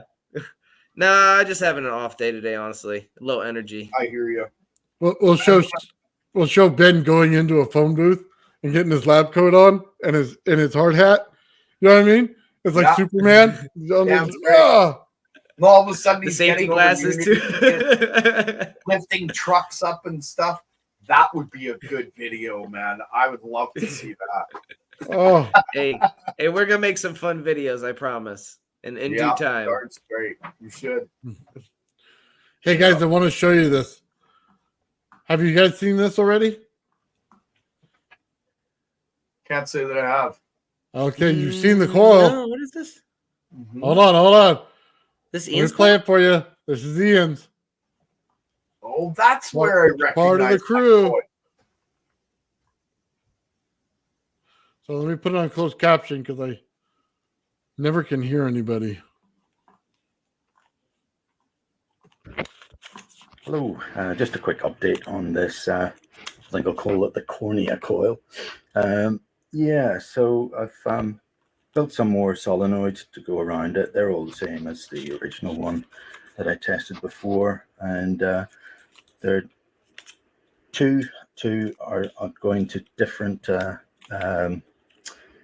rectifiers, and then being put into their 10 microfarad caps. And so the four in the middle are producing 200 volts at about 40 milliamps. The two on the outside, the two pairs, are about actually showing 54 and 60. And again, there's 40 milliamps measured on that. It's using this, and I'm not sure if it's correct or not, the amperage, but I'm just going with what it says for now. And so there are three separate pickup sets. There's room for 3 more sets of 2 on the outside, 3 more pairs.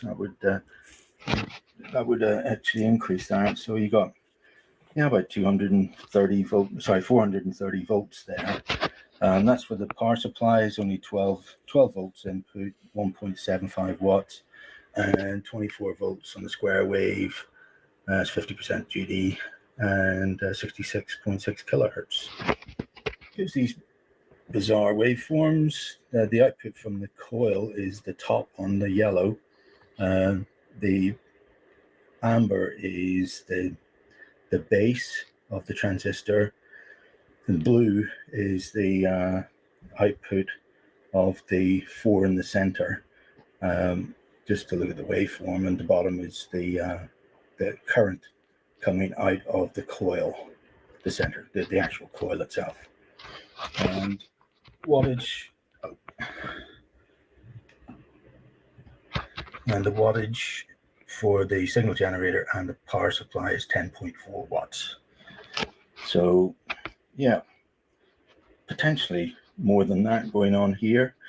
Interesting point is, though, that as I add the solenoid coils to the center, the power supply draw, it started, the control wattage was 2 watts, and it just gradually crept down as I entered more coils into the around this center. Exactly what we see in Michael and Gerald's coils. So that was kind of bizarre. So it's for free. Anyway, thanks. I noticed a slight difference too as well, but not. It was inconclusive. So Ian did it. Ian, you deserve this. You did it. Yeah. Awesome. You seriously did it, man. I'm telling you. That's good. Yeah.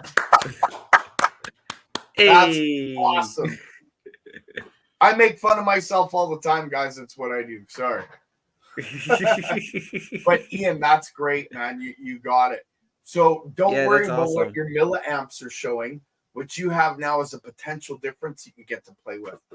That's what will allow you to create your current by capturing the flow of that potential difference. Keep it up, man. You're there. So That's awesome. real quick, this is Ian's channel right here for everybody to go on and subscribe. You can see Ian's coil on there and what you just saw. That's the first video he's put up, and we're looking forward to more that he does because that's only one of Ian's coils. Ian's got like 7 or 8 different coils over there or more. Yeah, he's been working hard. Yeah, I'd like to see more of his work for sure. Okay. Oh, sorry. Hey, what's up, Elijah Tack? How you doing? He popped in to say hi. Right on. Oh, hold on. Hold on. Try 50. You got 50 coils. Okay, it's a race. He's trying to catch up. That's it. I'm going to reach 300. I'm kidding, Ian. I'm kidding. Oh, all right. Good for you, man. That's great. Oh, man. He says at least. So now we're going to expect a lot more out of you, Ian, as far as your channel goes, because you got a lot to test. Pump it out. Right I on, couldn't guys. show, but then, okay, so in Ian's defense, I don't know if they all worked. I know, like I have said before, I've made 180 coils at this point, maybe a little more, but not all of them worked, right? So showing them was kind of, I could show the failure, but what's the point? I know I failed. I'll tell you I failed. So I'm not saying Ian did. I hope all of his coils work. But well, I think in the end, Jared, once you're done explaining everything, you could tell everybody why they failed.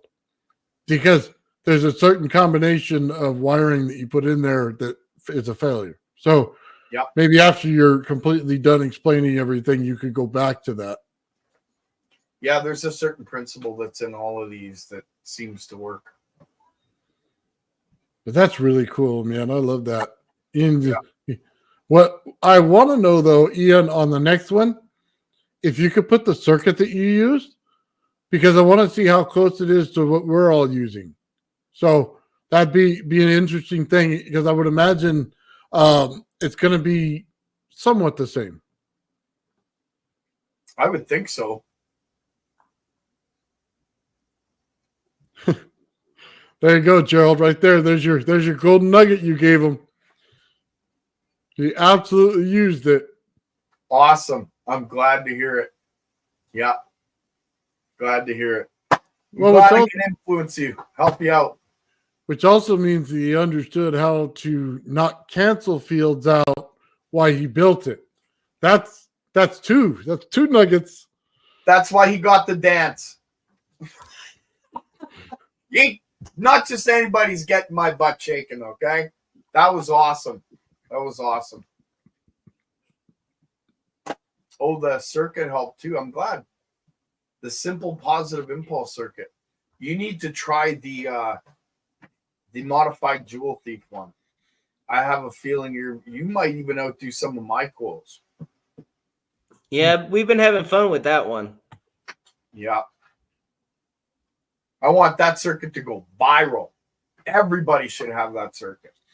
I know, right? There's so many different configurations that people have too, that there's this one I found today that I want to try it out that supposedly, 8 times output, but we'll test that, Yeah.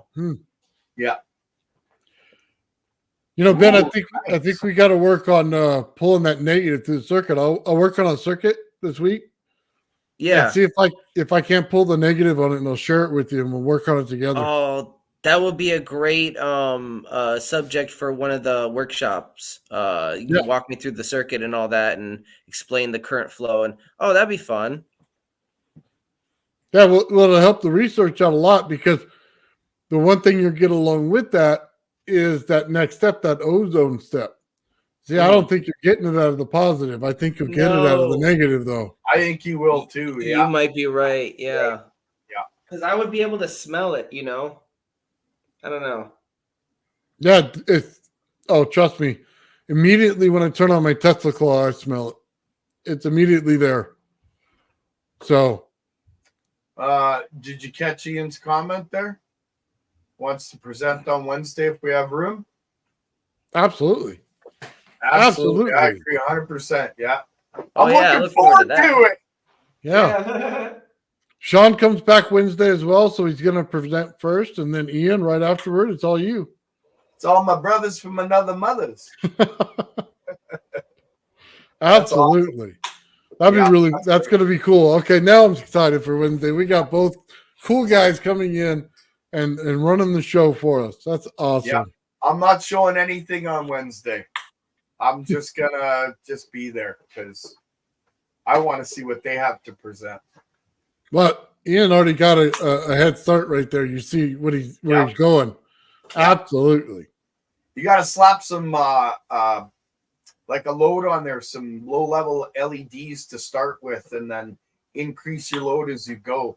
In your system, if I'm right, your resistance should define how much power is going to flow through your system itself. Not sure, but something to try.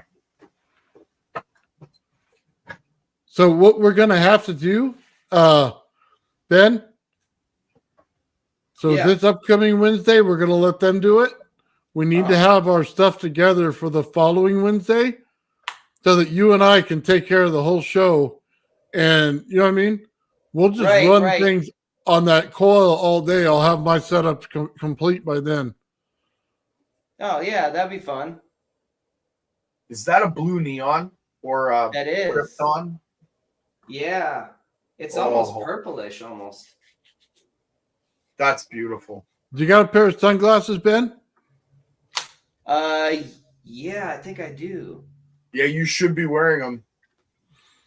No, it's not that. I wanted to see it through the sunglasses, through the camera. I want to see if it changes the light, so it's easier to see. Oh.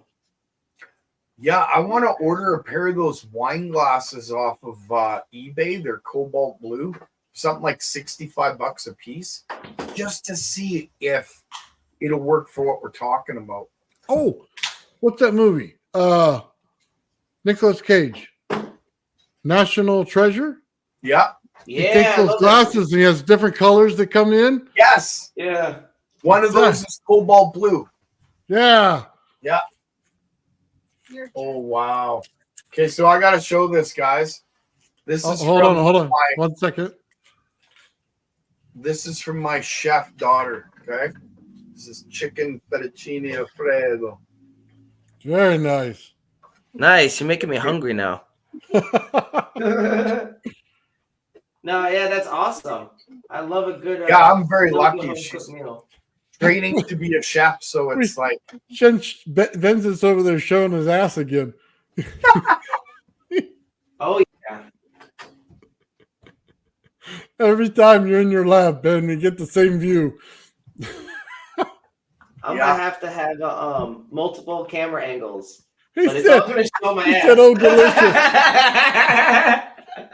I think he was talking about fettuccine, but the timing was awesome.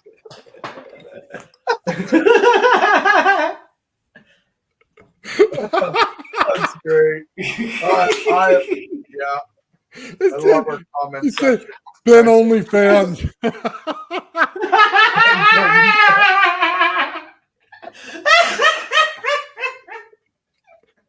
Go back, go.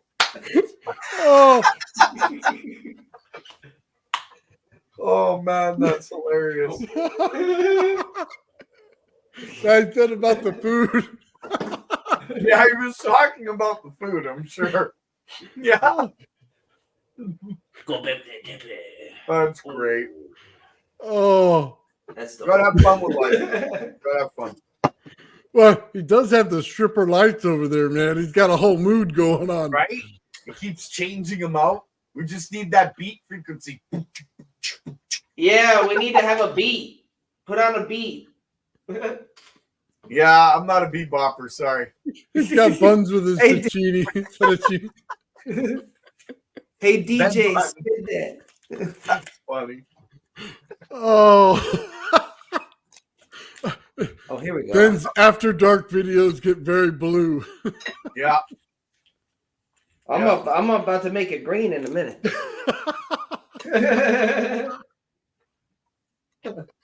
Oh, That's it, Ben. You gotta keep your lights on from now on.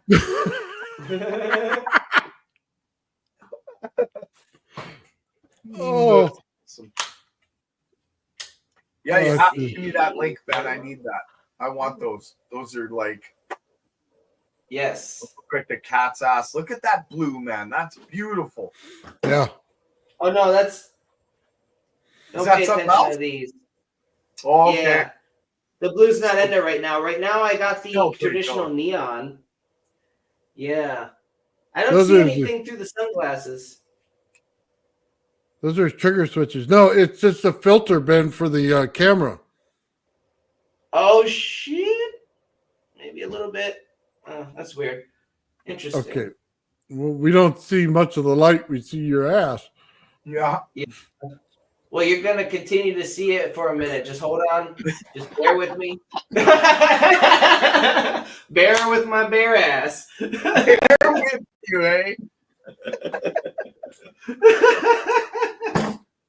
All right. Here with Ben. He's There we playing go. with his lights. Yeah, hold the backfires, please. I didn't see anything unusual. A little bit of pinkish color, but it's just I need to tune it with the resistors a little bit more. Yeah, we got pink and brown on this side.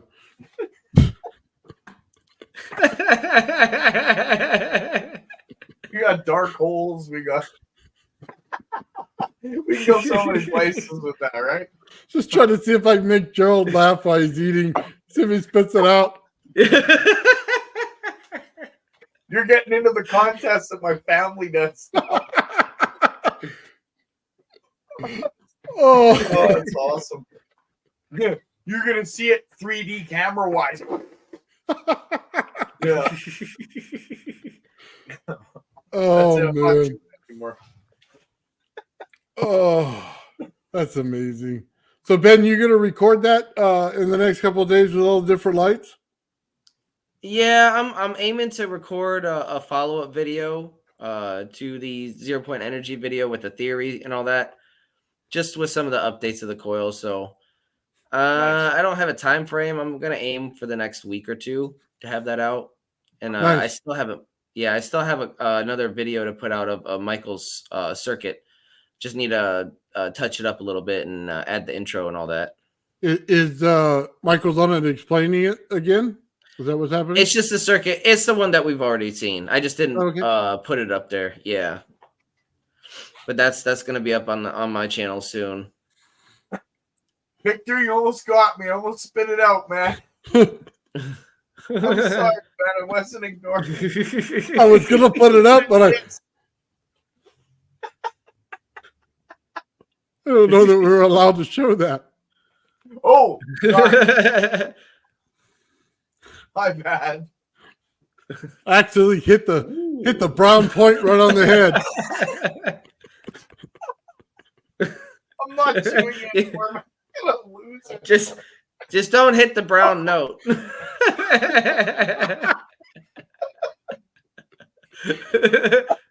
Audience will not like that. I don't know, bro.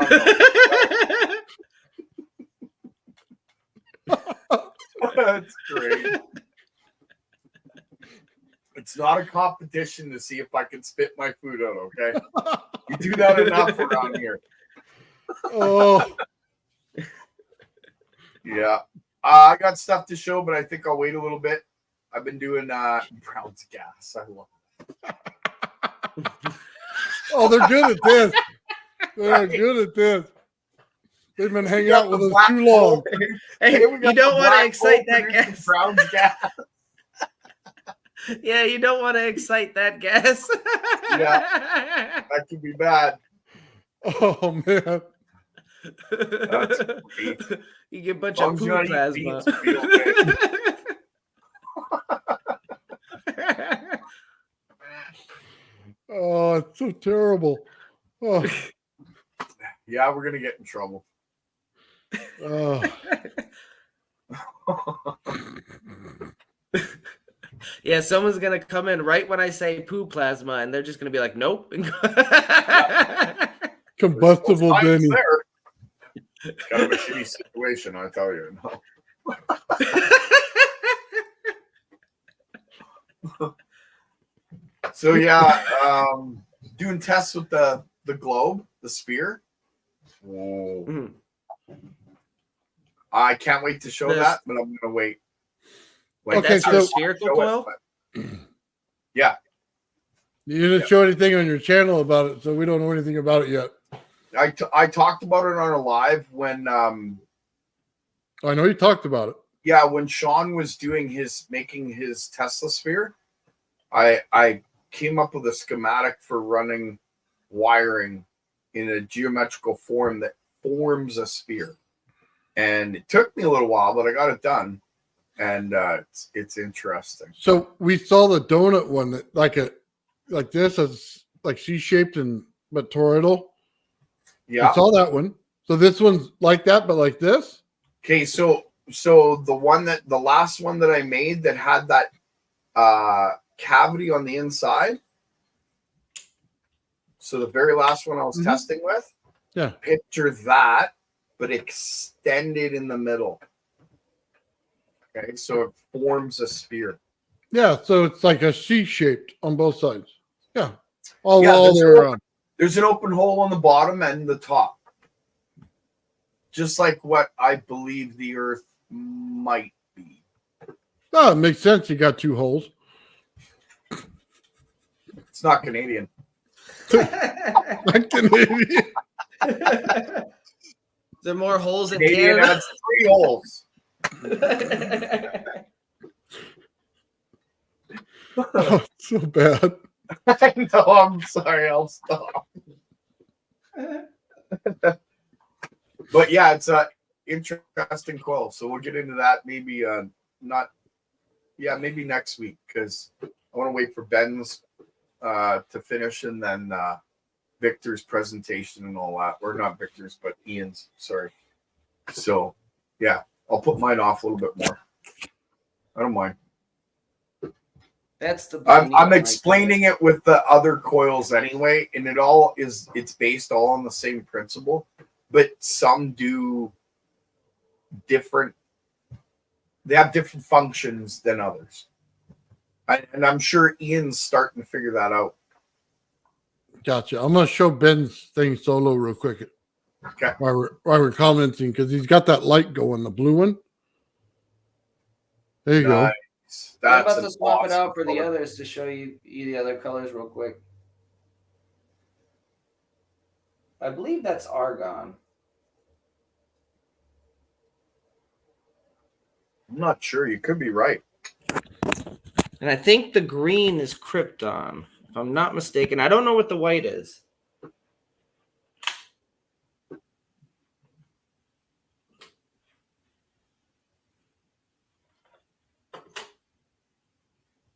And which one are you putting in now? I think this is the green one. The green one? Yeah, they all look the same unless they're in the little baggie. So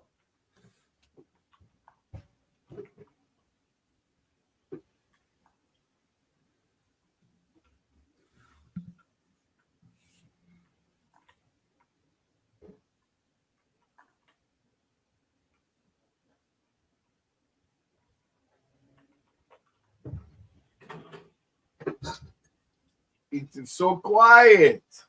Oh, sorry. I'm just watching Ben arrange the bulb in there and get it right. There we go. We have ignition.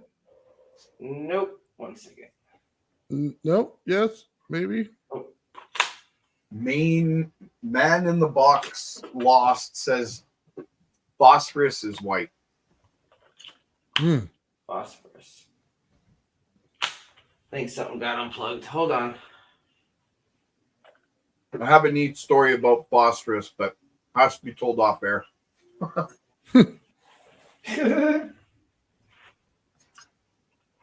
It may not go over well with the algorithm. Yeah. Let's not do that.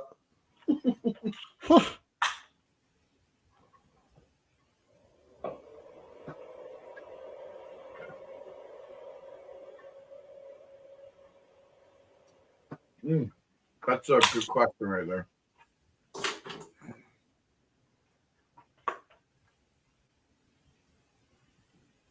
Dark matter? Well, Yeah, we were so- discussing that earlier. That's when the cold energy and the hot energy mix. Remember? Yep. Yep. Yeah, that's where ball lightning meets. I don't know why that light came on. Anyways, this is the green Powering one. the system, sir.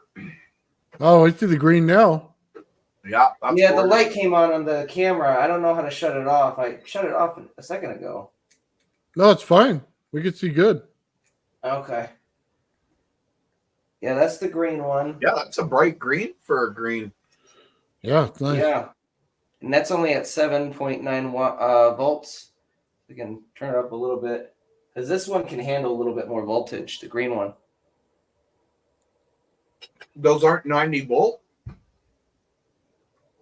Yeah, that's a 90 volt starting voltage. So it can handle up to like, I think 100 and something. I have to check the baggie, but Right. it's rated a little bit higher than the traditional neon. Do they both have the same starting point between the blue and the green? Yeah. Yeah, I think they're all identical. They all look exactly the same.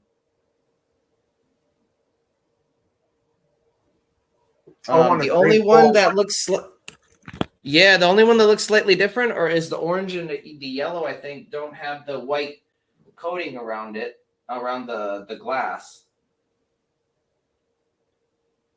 Wow.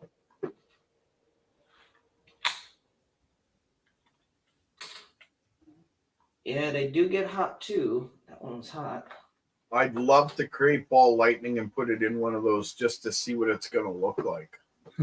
Yeah. And you know what? This isn't because I have a resistor in here, not the potentiometer. If I had the potentiometer hooked up, I'm sure we would see some weird stuff with the white one, maybe. You might be right. Just because, white's such a good, base. But I wonder, though, because it's different elements, is it going to require different energies in order to achieve that? I don't know.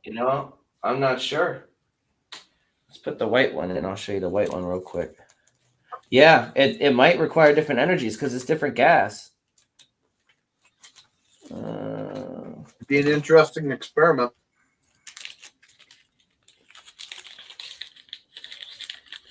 Yeah, they all look exactly the same. So, but this one's the white one. One of these things are not like the other. Yeah, we gotta deck out our systems. Oh, that's nice. Okay. All right. What do you got?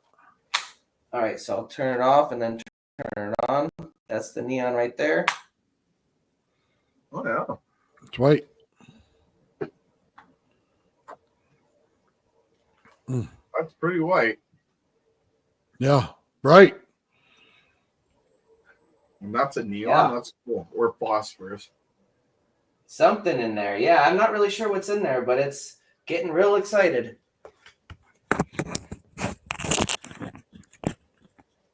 But yeah, no, they're real cheap. So if you're looking for some cool neons, I highly suggest them to deck out your system a little bit. I think they look really nice. But again, it might be harder to see the ball lightning phenomenon with some of the other ones. So, but they do have the traditional neon in the pack. So, That's cool. Yeah, I just thought it was cool. I wanted to try to deck out my system a little bit and experiment with different colors. Hey, Ben, did you buy your shirt or did you have it made? Oh, this is on my shop. Oh, So it's Streamlabs makes it. Yeah. You could buy one off of Streamlabs. Very cool. Yeah. Yeah, this is that my part favorite of your one. merch?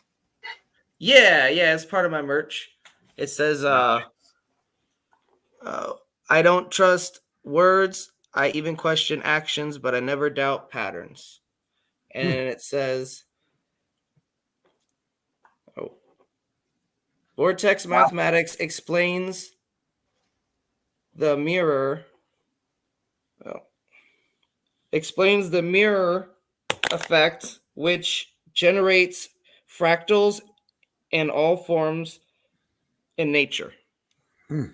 Awesome. Yeah, it's a Very really cool. cool t-shirt. What's on the back, Ben? The logo. Nice. Yeah, that's super cool. Yeah, I like that, Ben. Yeah.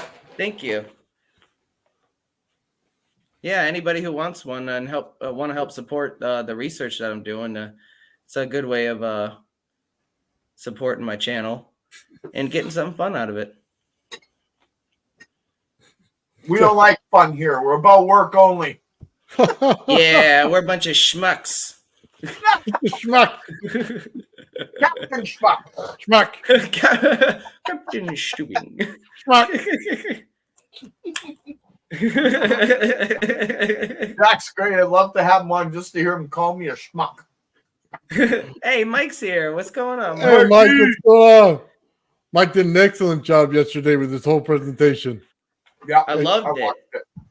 I think he had plenty of practice after the first time when he went dead on the channel, and then got it out the first time and was able to come back and do it again. You know what? I was Hey, thinking to that's- myself that last night. I was thinking that must have sucked, but then that's perfect practice. Like he was all warmed up and everything, Yeah. right? Oh, yeah. Yeah. It's happened to me, and specifically when I was really nervous about one. And then, like the second time around makes you a little less nervous. Hey, Ben, you want to put your channel in the description so that he can go and purchase your shirt? Oh, yeah.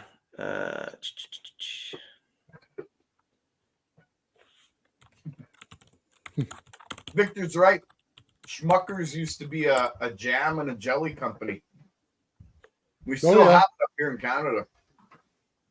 Don't they still have that? No, they've replaced it at Knott's Berry Farm. Okay, never mind. But it's Schmuckers. not like Captain Schmuck. Schmuck. Say it better. Schmuck. I gotta say it right away after you say it, and it has to be real short and concise. Captain Schmuck. Schmuck. Quick and- yeah. Oh, sorry. That whole thing, I just remember the video was absolutely hilarious. Absolutely. And you know what? Here's the thing. I don't think Jack should take that as an insult. That's gonna go on for years. As far as I'm concerned, Jack Sarfati has literally coined the term "you're a schmuck." That's right. Admiral Schmuck. That's right. So if anything, Jack, you'll be known for that. How about that? Hey, at least he got the Admiral title with it. There You know you what I go. mean? He wasn't Ensign Schmuck. Yeah, there's no other admirals around here. Right, Jack? You're at the top. You're top schmuck, bud. That's right.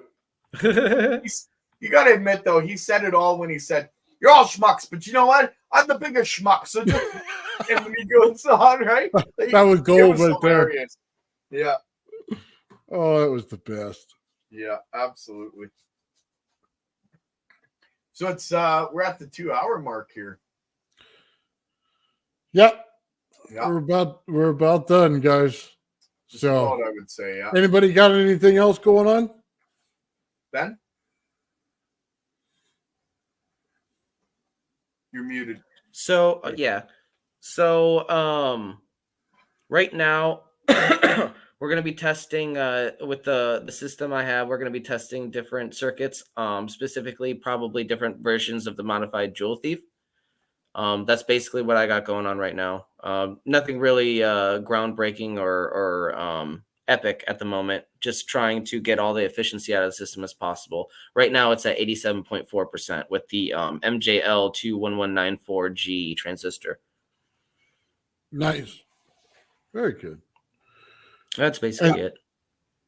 And upcoming, we have on Wednesday, we have Sean and Ian will be presenting. And that's going to be really awesome. So I can't wait for that. Sean, I hope you feel better. I talked to him just today before the show, and he's actually up and around and doing really well. So Good. Sean, we'll see awesome. you on Wednesday. And then also Ian, we'll see you on Wednesday. And then I think that's pretty much it, right, guys? I'll have my hat on and I'll be ready. Sorry, guys. Real quick. Next time I go live, I will have some interesting new information on specifically the PoE coils. So that's all. Next time I Very go cool. live, look out for some cool stuff that I have. Yeah, Nice. and I'll bring out the sphere, the globe, like I said, but it'll be next week because I want to give Ian and Sean their day and kind of stay out of it. So Yeah. Yeah, bring it. Oh, hold on. No, you don't have to wait that long. On Friday for the next 2 weeks, we're going to be taking over League of Extraordinary Inventors for Mike. That's right. it's an honor, Mike. I love it. So Yeah. we can't get all that rowdy on there. Mike already told me. We Okay. keep it respectful. So We'll get you a printout, a mask of Mike, and put it on you. We'll just wear a Oh, Mike that'd be mask. awesome. I should try that. That'd be awesome. We should all wear a Mike mask. yeah, so guys, look for it on Friday. We'll be streaming on Friday for the next 2 weeks until Mike comes back, and then he'll Saturday, take back Fridays. over everything. So after 2 weeks. yeah, if you got something to show on Friday, let's do it, and we'll get together with Phil and everybody from his crew, and you know what I mean. I'll try Lulu's to get something together. Yeah, I'll try to have something. Yeah. I'll do that for sure. That'll be awesome.